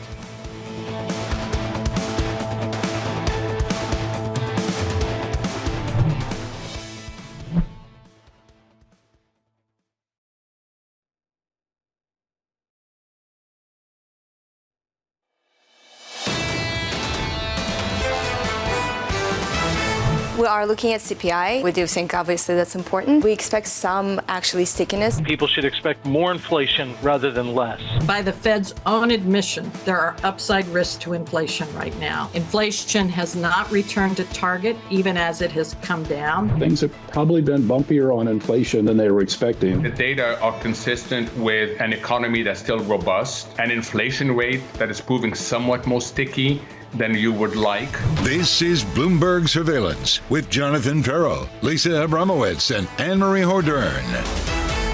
Busy 30 minutes coming right up. So let's start with the scores, and then we get to the next 30 minutes and the next few days. So the scores look like this. Equity futures on the S&P 500 negative by 0.2% after snapping a 5-day winning streak on the S&P 500 in yesterday's session. Just a little bit lighter again this morning, down by around a third on the Nasdaq. In the bond market, bond yields very close to July highs. We're backing away from them just a little bit on a 10-year 442.16 after a double-digit basis point move in yesterday's session. The 2-year anchored around 430. All of this going into CPI at 8:30 Eastern time. Then on to Friday when we get some US retail sales as well. And the one question I think we all have at the moment, What would it take to disrupt the easing bias of the Federal Reserve, and could that happen as soon as December? Well, Neel Kashkari, who is not a voter at the moment, but did say that it would take a surprise on the inflation front. That is the thing that could change it. It's remarkable how quickly it's gone from the labor market being our top concern back to inflation. That CPI today is the thing that could really move the market. It wasn't that long ago where we basically looked over CPI and we were trading on things like weekly claims as the thing that mattered for this market. When it comes to inflation, this is one part, this concern about resurgence inflation in 2025 based off the Trump trade. And we just heard from Earl Davis of BMO talking about an unknown implication of the tariffs. You look at what the Fed said, the FOMC had to say about Trump 1.0 and the trade wars. They said you have to look through the impacts. This is going to be a one-time hit to those price levels. Does that still continue? And does it depend on how big these walls are, how big those tariffs are going to be, 60% or not? You mentioned Earl Davis. We've priced out a lot of Fed easing, and yet this equity market's still near all-time highs. Still near all-time highs because this data's been pretty good. Jobless claims, since you mentioned them, down by 220.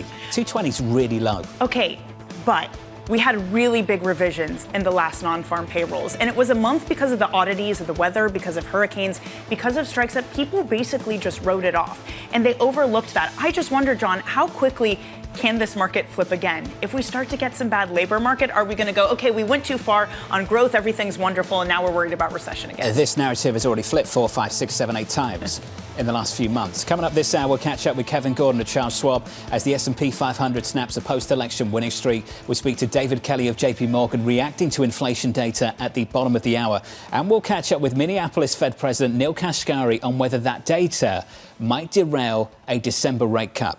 We begin this hour with the equity market rally on hold as investors wait for inflation data following a repricing of expected rate cuts. Kevin Gordon of Charles Schwab saying monetary policy might be hamstrung in 25. Much of the policy landscape is still to be decided, but if deficits widen out aggressively, higher tariffs put upward pressure on inflation and immigration policy restricts labour force growth. It's plausible to see how the terminal rate might be raised. Kevin joins us now for more. Kevin, good morning. Good morning. And raising that rate may be for bad reasons and not good ones. Is that how you see things? Yeah, and I think it's tough because, of course, this is all a guess at this point as to what policies are going to, be put in place. And the thing I struggle with right now is if you look historically, more sort of less aggressive Fed easing cycles, if they're not going at every single meeting or if they're not cutting by 50 basis points, that actually tends to be a healthier backdrop for the equity market. However, when you overlay all of the policy uncertainty, especially from a tariff and a labor perspective, I think that introduces another set of risks. And, the unfortunate part for the Fed, I think, you're talking about, risks to inflation, but also risks to labor. It's not that the headwinds for the labor market have just gone away automatically. It's the fact that now you have to start thinking about, and I do think it's early, but you do have to start thinking about the fact or the reality or really the possibility that you could be in a position in 2025 where there are still significant headwinds to labor, but then you have some reflationary forces building. And I think the difference now is from a labor standpoint in particular, if that comes via more restrictions on labor supply and you do get more of a sort of, fanning of the embers from a wage perspective, I think that becomes a little bit more of an issue. Kevin, you know how this works. In moments of maximum uncertainty and low conviction, we all reach for a historical parallel. Yeah. We have a playbook. The first Trump presidency. How useful is that playbook? In some ways it's useful. In some ways it's incredibly not helpful. And I think the useful standpoint, you could go back to, yes, maybe the obsession with using tariffs as a tool, the obsession of looking at equity markets in particular and how they react to them. You could use that as a playbook. On the other hand, the economic environment could not be more different. I mean, when Trump took office the first time, the unemployment rate still had more, to go to the downside. We were in that secular decline for the unemployment rate. You were in a relatively, healthy growth environment. You had 2017, which was basically the best year you could get for across risk assets, where everything was sort of low vol and everything was rallying. The volatility didn't start to show up until the following year.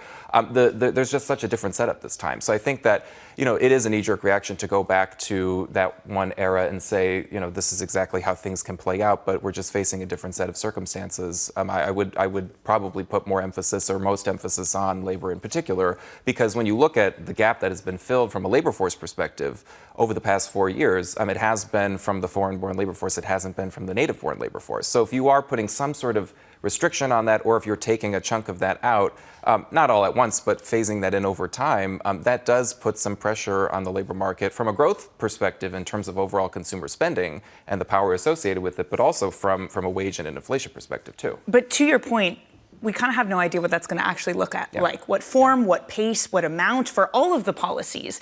So in the meantime, for 2024, before we have clarity on any of that, can you stand in front of this bullish train, or do you just want to hop on? Well, I think that, momentum is a powerful thing. I was just looking at the S&P 500 momentum index. It's having its best year since 1998. It was since 1999, but now we've nudged up just a little bit more. So it's hard to fight against that trend, especially when you've got, close to 75% of members in the S&P trading above their 200-day moving average. Breadth has improved significantly down the cap spectrum, especially for the Russell 2000 in particular. So, it's on the one hand, I wouldn't want to fight the tape that way. But on the other hand, I think that you do have to some extent, start looking at these policy narratives that are flying around for 2025. And, I've yet to see a model that has not suggested that the tariff implementation as it stands right now, if all of it was to be implemented, would not be stagflationary, where you wouldn't get a hit to growth and you wouldn't get a boost to inflation.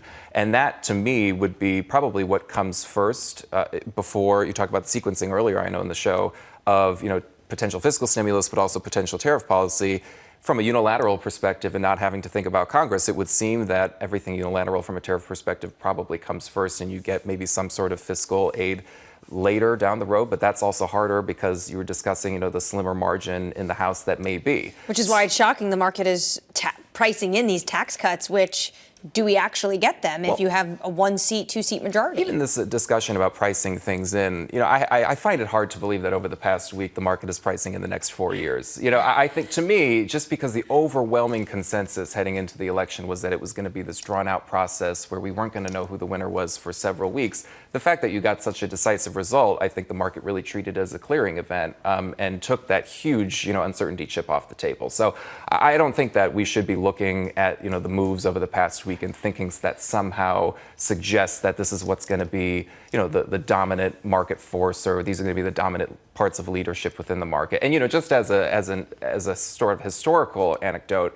if you go back to 2016, from election day to inauguration day of 2017, the parts of the market that were rallying and that were leading are similar to what has been leading this time. But actually, and the ultimate irony of it is that if you look at those groups and what their performance was in the following year, they ended up underperforming the so-called Trump losers, which lagged from election day 2016 to inauguration day 2017. So not to say that we get a perfect repeat this time, but I think you have to sort of take a step back as an investor and not get caught up in the election narrative and focus more on what macro forces are at play. Does that mean that this is a great opportunity to take some profits in some areas, and where would that be? I mean, we've been in the camp that, starting midsummer, that if you had seen some opportunities from the high flyers that had done really well, not just year to date, but over the past several years, and at that point it was more in the tech communication services parts of the market, then it made sense to do so, especially if you're more nervous about higher valuation and valuations just looking stretched in general. Those were a lot of the culprits, or a lot of the culprits were in those sectors. So it had made sense from our perspective to start adding into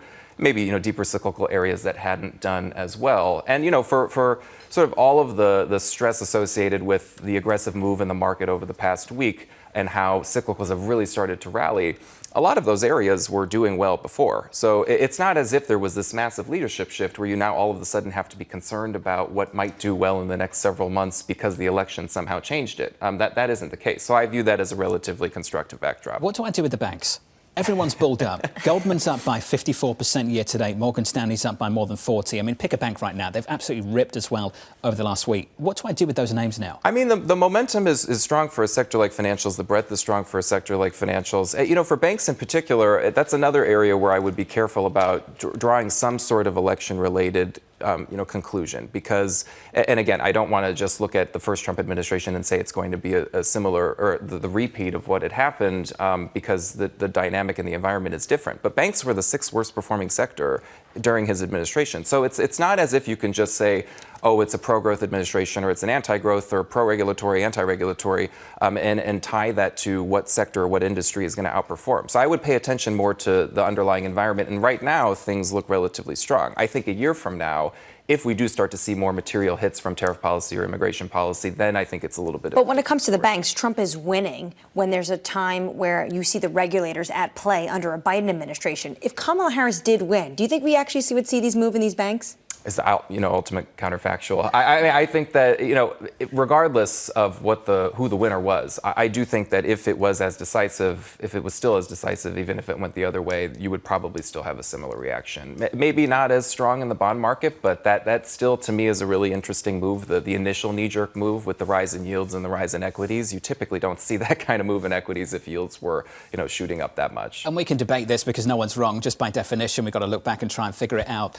At a guess, a Harris win, a blue sweep, a big Warren influence. I don't think Apollo's up like almost 20% in 6 sessions. I don't think you see that big run in regionals or for the banks. Well, they would be doubling down on regulation, not this idea that the valve is going to open and maybe there will be this M&A activity of what Jane Fraser said. They're all game on, waiting on the sidelines and excited to get in. I think Kevin's absolutely right, just clearing the event. Because the base case for a lot of people was this might take a while, and it didn't take a while. It was over by the time the sun rose the following morning. It is quite remarkable to literally pull up any volatility index on any asset class, a straight nosedive down. That's basically a green light to say if you are a bull and you want to buy, you're an asset manager and you were scared of volatility, you can jump in now. And that's what we've seen. That's what we saw overnight. Kevin, it's good to see you. Overnight on election night, just straight down. Kevin Golden there of Schwab. Equity futures right now on the S&P 500 negative by close to 0.2%, with an update on stories elsewhere. With your Bloomberg brief, here's Yahara Hakez. Hey, Yahara. Hi, John. Donald Trump is returning to Washington. The president-elect is heading to the White House for a meeting at 11 o'clock Eastern with sitting President Joe Biden.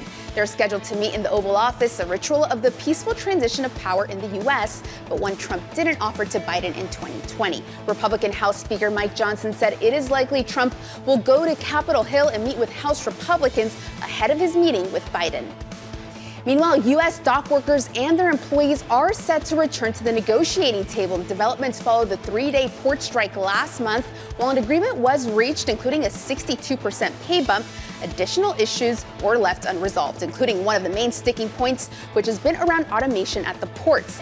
If an agreement is not reached by January 15th, the second port strike could occur, making it one of the first challenges facing the new Trump administration. And SoftBank will be the first to build a supercomputer with NVIDIA's new Blackwell chips. The company will build Japan's most powerful AI supercomputer to support local services and will eventually create an AI grid that runs across the country. This was unveiled at NVIDIA's AI Summit in Tokyo. It's hosting events like this across the globe to support national efforts around AI and in turn lessening its reliance on a few large U.S. companies. That's your Bloomberg brief. John? Yahara, thank you. I'm convinced NVIDIA has a summit every other week. Doesn't it feel that way? It does, but Jensen Huang speaks, the stock surges, it's another summit. Yeah, and we're like, what jacket is he wearing? How do we interpret that? It's leather. Okay, we're all bulled up. Great. Dan Ives has called him, the rock star of semiconductors. He's the godfather of AI. I think Dan Ives has got a lot of names for a lot of people. Up next on the programme, the Morning Calls Plus, Neel Dutta of Renmac as we count down to CPI at the bottom of the hour. That's next. You're watching Bloomberg TV.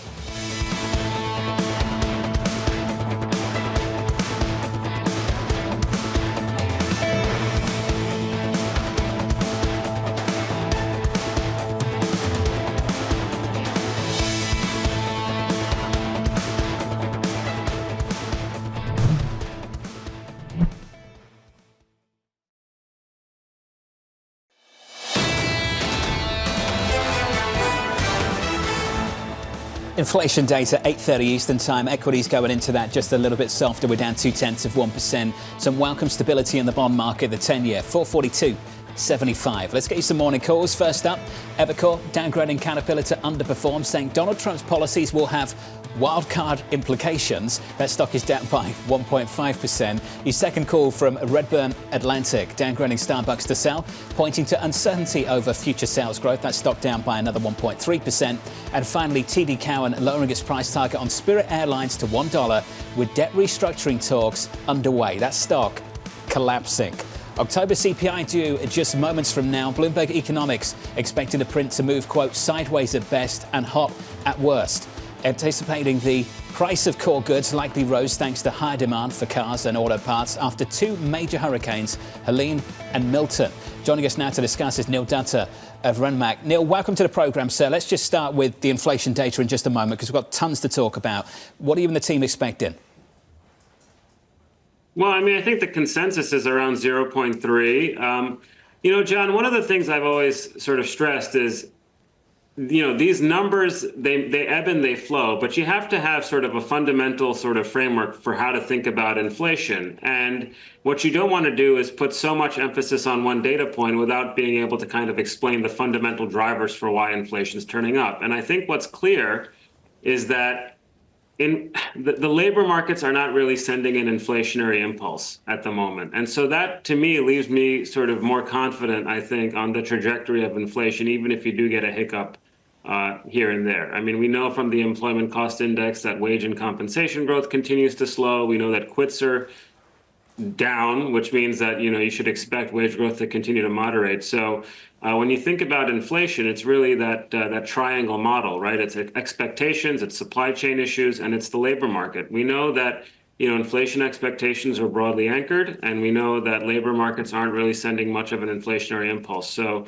I think that probably puts us, on a path to 2% inflation. Hurricanes, we get a one-off sort of shock, but ultimately, if wage growth is cooling and prices for one thing go up, then people have to cut back in other areas, ultimately driving the prices for those areas down. Neel, can I just ask you about goods inflation as well and the prospect of maybe some upside risks in the not too distant future? I imagine people are going to pile into durable goods over the next few months, worried about tariffs. How are you thinking about some of those forces through the next several months?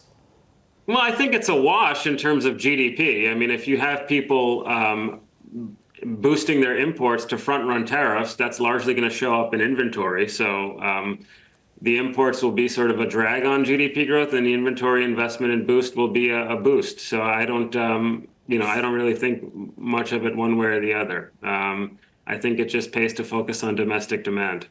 Neel, it's pretty remarkable how quickly the market has moved on from a fear of a weakening labor market. Do we move on from that too quickly? How big of a risk is it still? I think it's a meaningful risk. I mean, you look at the NFIB survey that came out yesterday.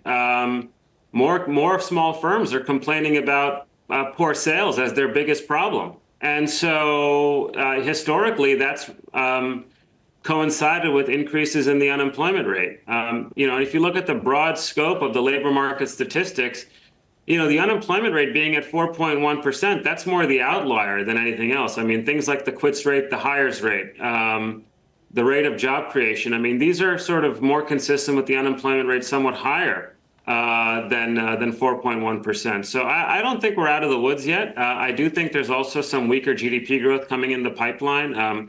It's going to be very difficult for consumers to sustain this 3% real consumption pace that we've seen, given how weak income growth has been. We've already started to see non-residential business equipment spending begin to moderate. We know that Boeing is having trouble over the next quarter or two. So you have weaker consumption, weaker equipment, and by the way, the housing market's flat on its back. So, this is an economy that might be operating at a high level. On the surface, things look okay. But I think underneath the surface, this is a relatively imbalanced economy with some downside cyclical momentum. Well, you cited one of the sentiment surveys, but Neel, a lot of other ones we've gotten, both from the different government agencies, from the Fed, and from Bank of America, have been so strong. This from Bank of America's investor survey, 63% now think that the U.S. economy will stay robust. When they surveyed them in September, it was only 18%. Neel, did Tuesday change anything in terms of the likelihood that this economy can keep chugging on?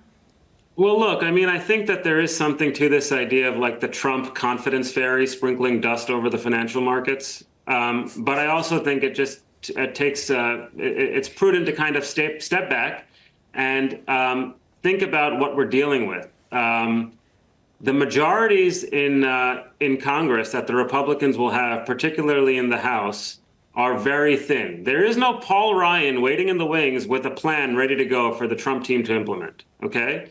So I'd be dialing back the enthusiasm somewhat. And I do think that, look, I mean, the last administration probably went to the fiscal well one too many times, and that kind of constrains the choices that the Trump team has.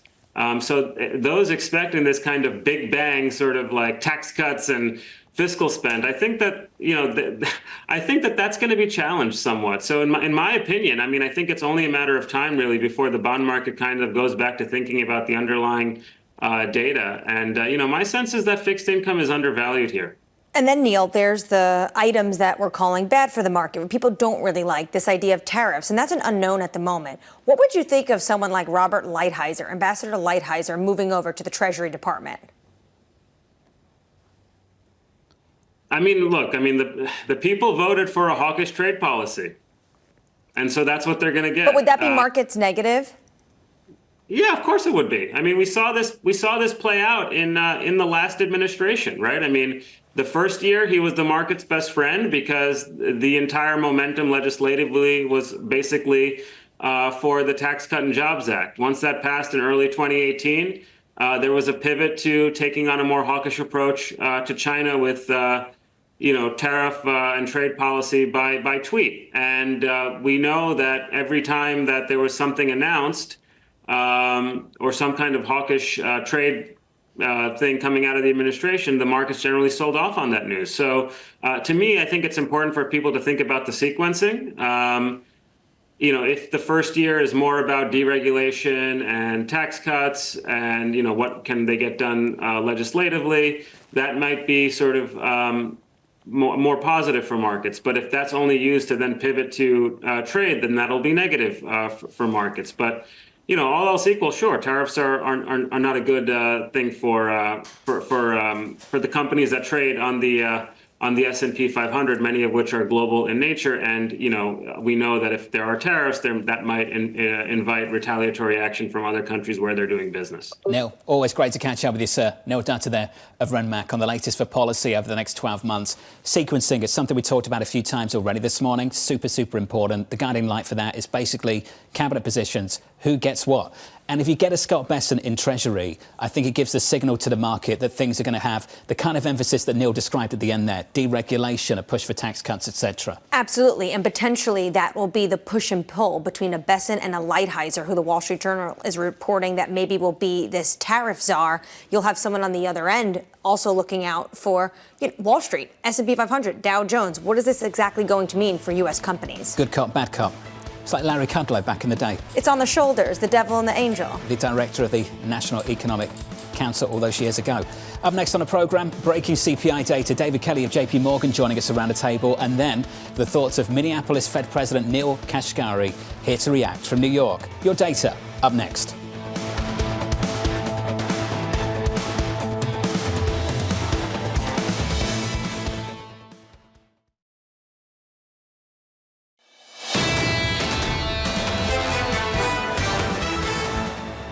Inflation data in America are about 20 seconds away. Equity futures on the S&P 500 going into that a little bit softer. We're negative by 0.2% on both the S&P and the Nasdaq 100.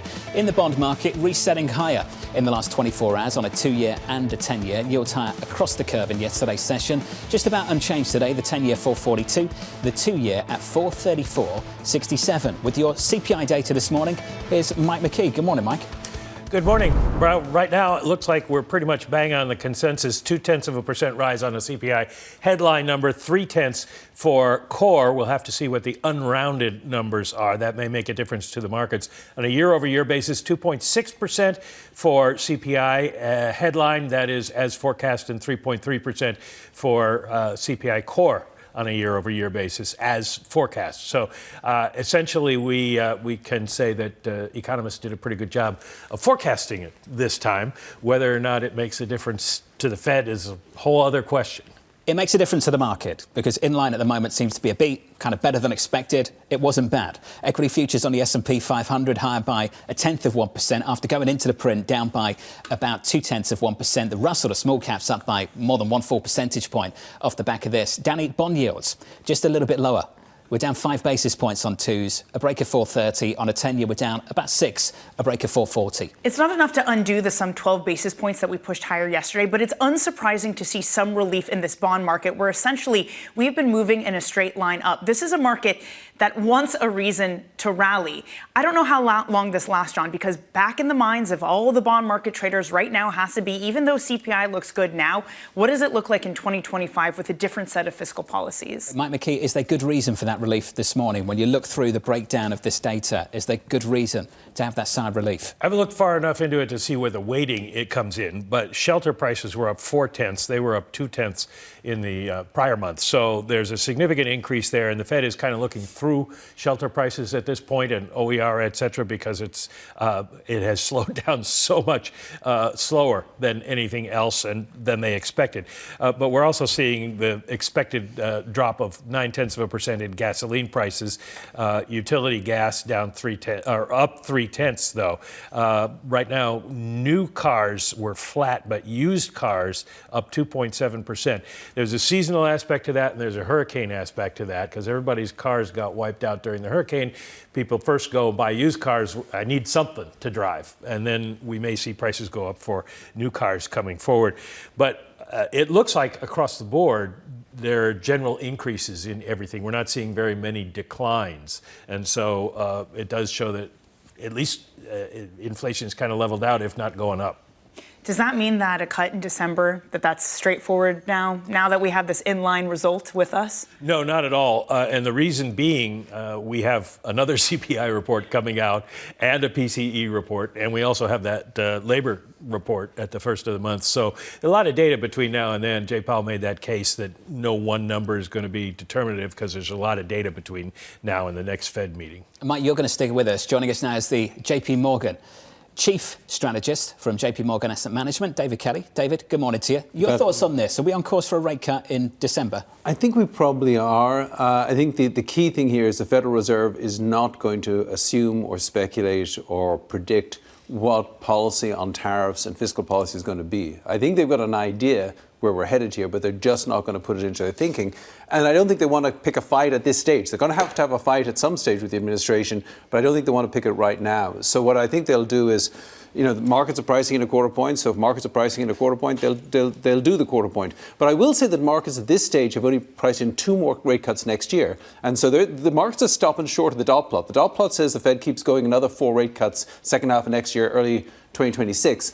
And the market's saying, look, given this agenda, the different pieces of this agenda, there's going to be too much inflation potentially in the system and too much debt growth in the system to really make that a rational policy. The Fed does not speculate, the market does, yes, which explains the daylight that's opened up over the past week or so. Would you endorse that daylight opening up? Do you think there's good reason for it?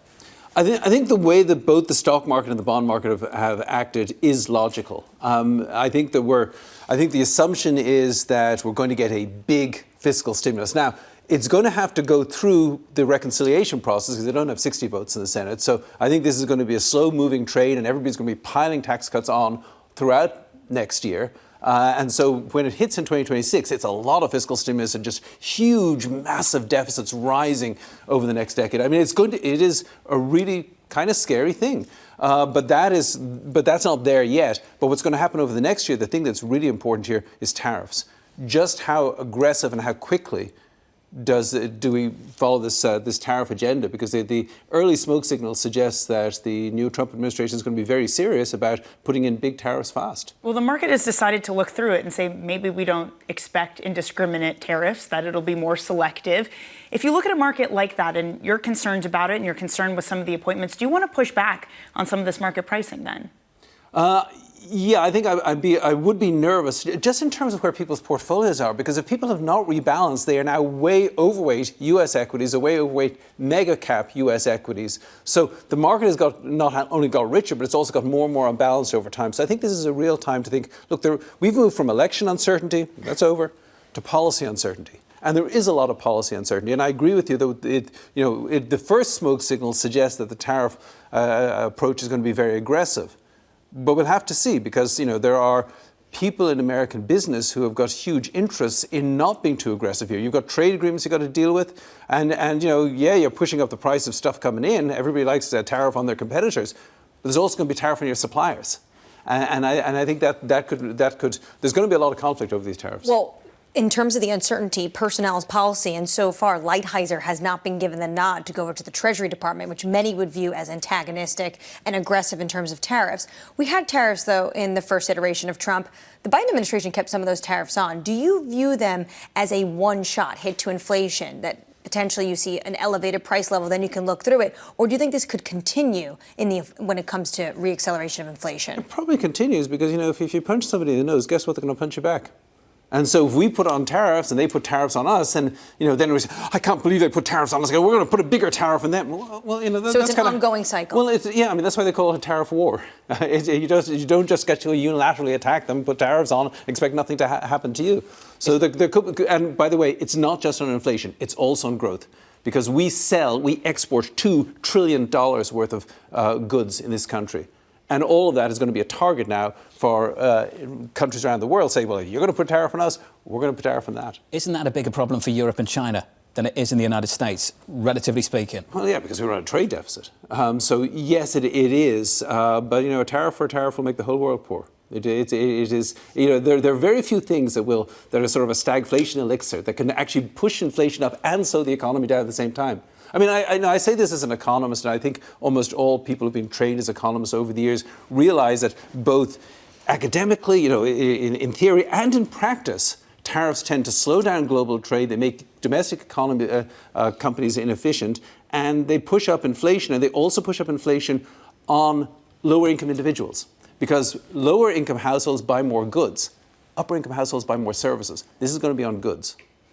It sounds incredibly bearish. But you also started out with saying that the market's moves have been logical in stocks. Well, yes, because there are offsets for stocks. One of them is that we could get a further cut in the corporate income tax, and that has a huge impact on earnings, and nothing is more important for stocks than earnings. So if you do see a reduction in the corporate income tax rate from 21% to 15% for domestic production, that could have a big impact. And of course, one of the other things people are going to be debating is, well, can I call this production? And so there's going to be a lot of debate around that. But I think those tax cuts for corporations will be positive for the stock market. Libby Cantrell of PIMCO had a note about this last night, talking about how historically low and slim the margin is going to be for the Republicans in the House. No one can take a day off.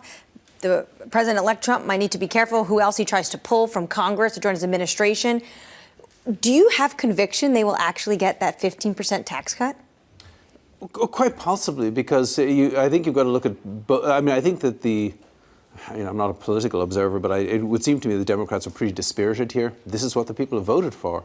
And you think Democrats will sign up for 15% corporate tax rate? Well, they don't have to. In the House, you've just got to get 50%. And it looks to me right now, if the vote stopped today, it will be 222 to 213. So that's 9 seats. That's enough to get that thing through.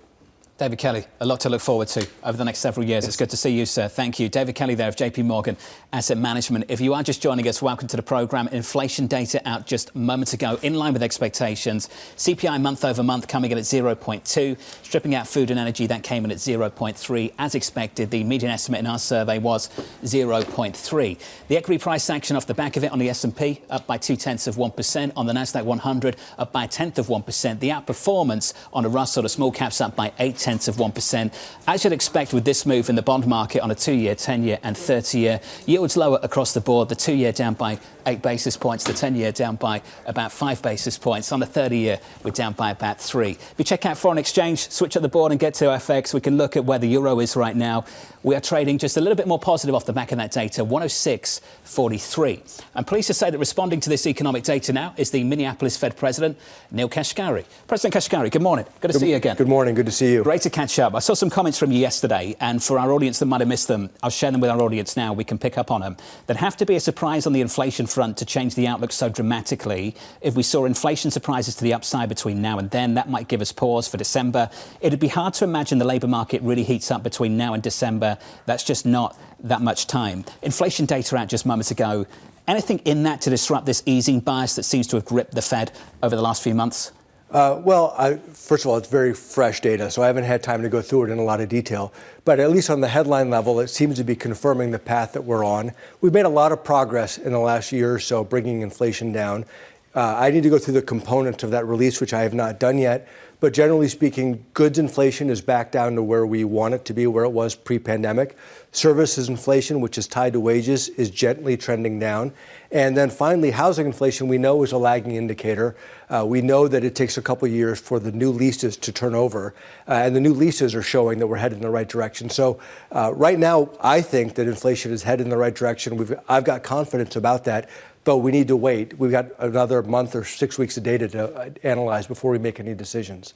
One of the things that has been very noticeable over the last week is the change in investors' views about where you're going to end up. If you're looking at SOFR futures, right now, they only price in about 75 basis point cuts between now and the end of 2025. Are we entering a period, because we don't know what Donald Trump's policies are actually going to be, where the dot plot, the summary of economic projections are kind of off the table, can't really put a lot of faith in them, and that maybe you're in the Lael-Brainerd attenuation phase where you slow down everything and people should expect not a lot of guidance from the Fed? Well, the dot plot is something that at times, I'm glad we have it, and at times it's more of a frustration that we have to fill it out because there's so much uncertainty about the economic outlook. Over the past year or two, I've been surprised at the resilience of the U.S. economy in the face of seemingly quite high policy rates. Yet the labor market has stayed strong and the economic growth continues to surprise us. So for me, I've been asking questions about where's the neutral rate for the last year or two. That's not about the election. That's just about how the economy has been performing over the past year or two. And so, for example, there's been revisions that suggest that productivity is now higher than it had been in prior years. If that higher productivity environment is maintained, that would tell me we're probably in a somewhat higher neutral rate environment. Again, that's not about the election. That's just about how the economy has actually been performing. And so for me as a policymaker, that's what's leading to my own uncertainty about where is our ultimate destination. And I think that people are raising questions about what is the new administration going to do? What is the new Congress going to do? I think that's also adding uncertainty about ultimately what's the growth trajectory of the U.S. economy. Well, Tom Barkin said yesterday, your colleague from the Richmond Fed, that right now there's no way to know. So one has to just kind of assume that things are going to be maybe stuck, inflation stuck above 2%. Would you join in that sentiment? I'm not sure that I'm ready to say that inflation is stuck above 2%. I think it's right now running in the mid-2s on a PCE basis. And as I said earlier, goods inflation is back down. Services inflation is tied to wages, and wages are gently trending down. And housing inflation, we know, is going to take a couple of years before the new leases roll all the way through the housing inflation. So I have confidence that inflation is headed in the right direction. Is it headed there fast enough? Do we want it to get there more quickly? We will see. But ultimately, that and the labor market are going to guide our policy decisions. Well, back in September on the labor market, you said that the balance of risks had shifted towards a more weakening labor market. Do you think we've backed off that risk? Is it not as acute as it was since we've had the data since September? Yeah, we had seen some data piling up until that September meeting, which was pretty much pointed in one direction, which was a softening labor market. We then had a surprise on the other way. The labor market looked stronger, but then a reversal in the subsequent job report. And so I still think the labor market is softening. A 4.1% unemployment rate is a good unemployment rate. It's a good labor market. It's not as tight as it was a year ago or 2 years ago. So it's unquestioned that it has been softening. And right now, we're at a good place in the labor market, and we want to keep it there. I do a lot of outreach to businesses, large and small, around my region, as well as labor unions around my region.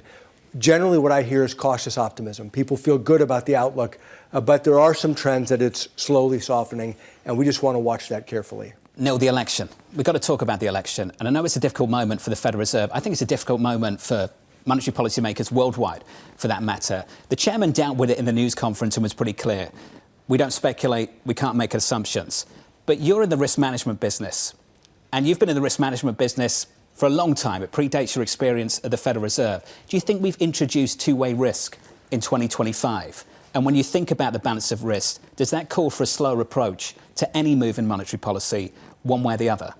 Well, two-way risk, I think we've already had two-way risk. So we've got risks of the labor market continuing to soften and over-softening, and then we've got risks of inflation potentially getting stuck. I'm not seeing a lot of upside risk yet. We don't know what's going to get enacted.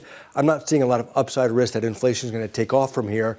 The bigger risk that I'd be concerned about on the inflation front is just if we're landing at around the 2.5% level instead of back down to 2% level. I think that those risks existed before the election. And I think that there continues to be uncertainty now. And we need to just take our time, let the data come to us, and let that guide us. Ultimately, for me, this goes back to the discussion we had a moment ago about where's the neutral rate.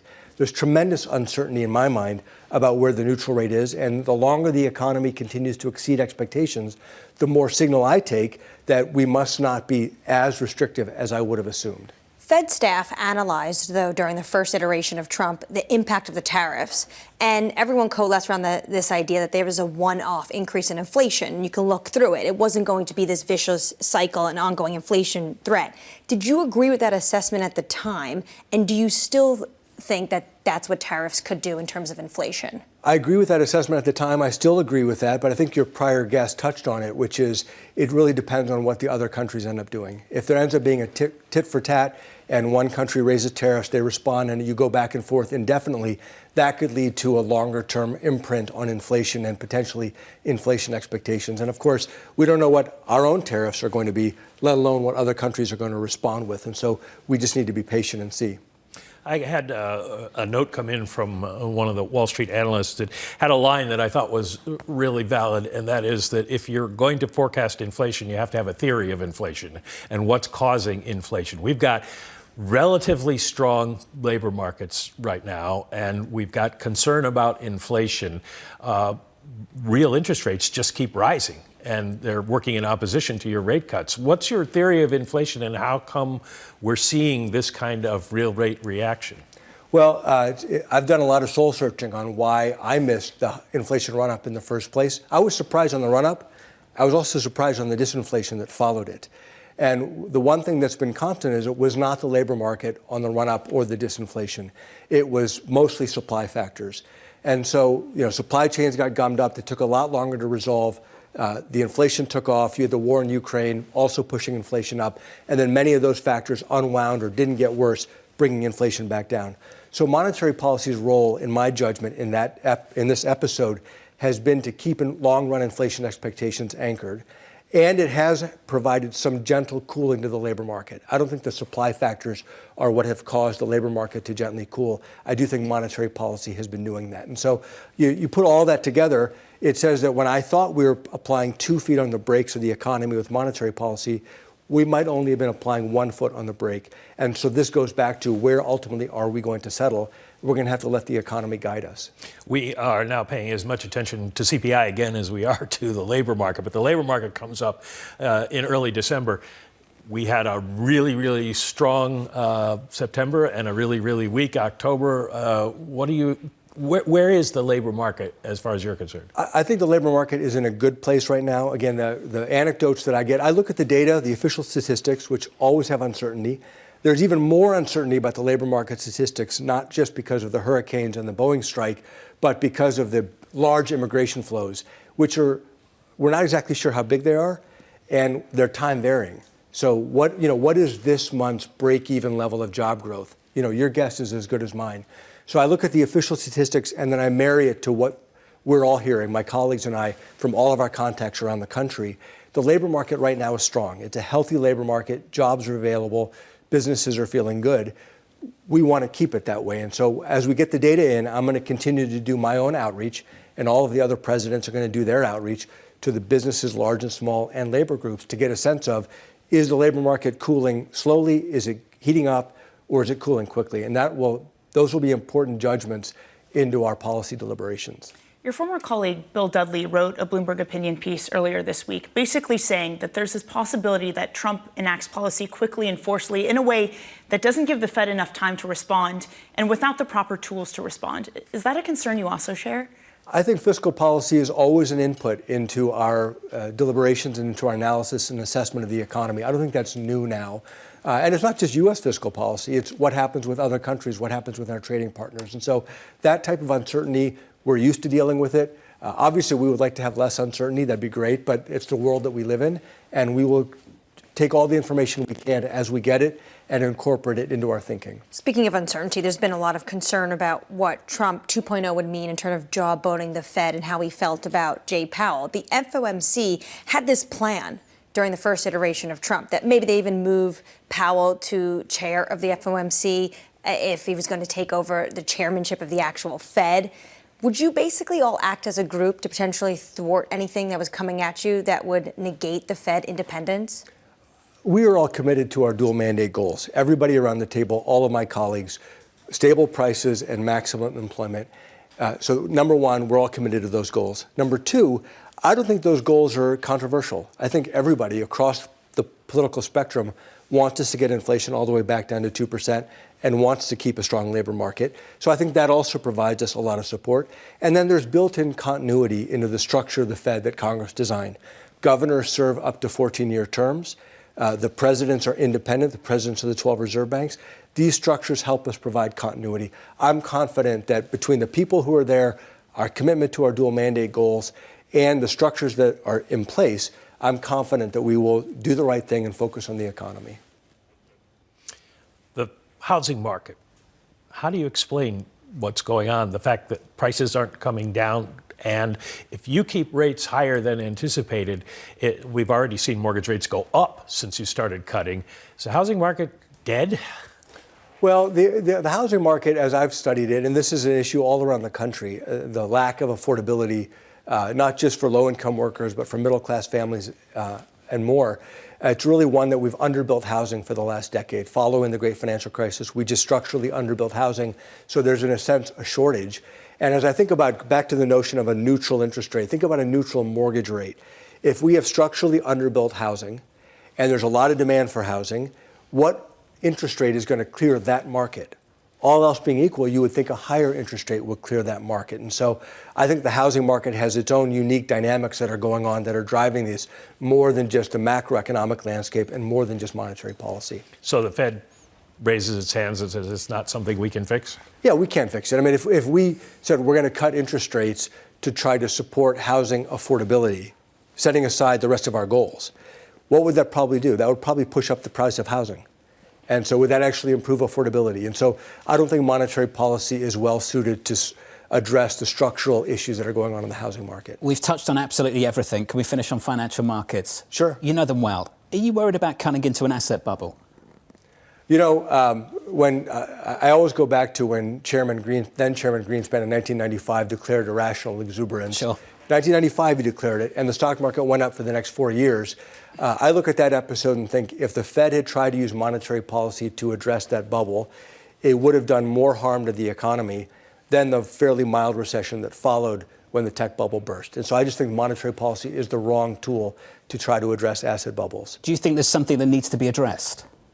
Well, you know, bubbles are easy to spot in hindsight. If we really are in a higher productivity environment, if we're in a higher growth environment, and corporate earnings are going to continue to climb, one might look back and say, hey, these asset prices are not irrational. So it's hard to judge right now. If I knew where productivity was going, I'd be able to give you a more definitive answer. Just looking at markets right now, equity's very close to all-time highs. We've got credit spreads that are at incredibly tight levels. For investment grade, tighter than anything we've seen so far this century. For high yield, I think you've got to go back to pre-GFC.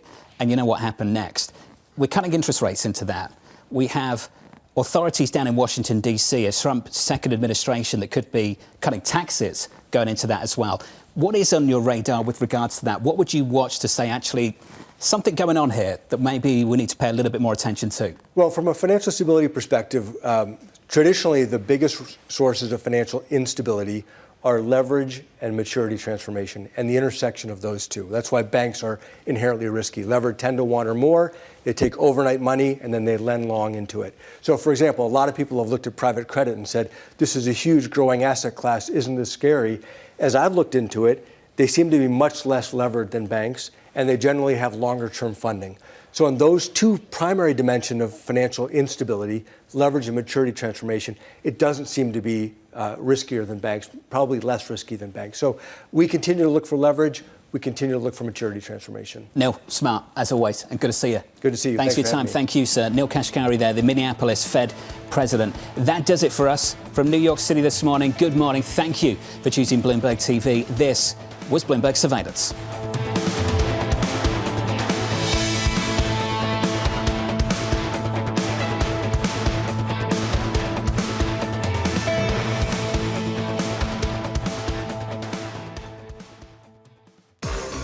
Welcome back to another special NITO ATP Finals update for Bloomberg TV and radio from Tennis Channel.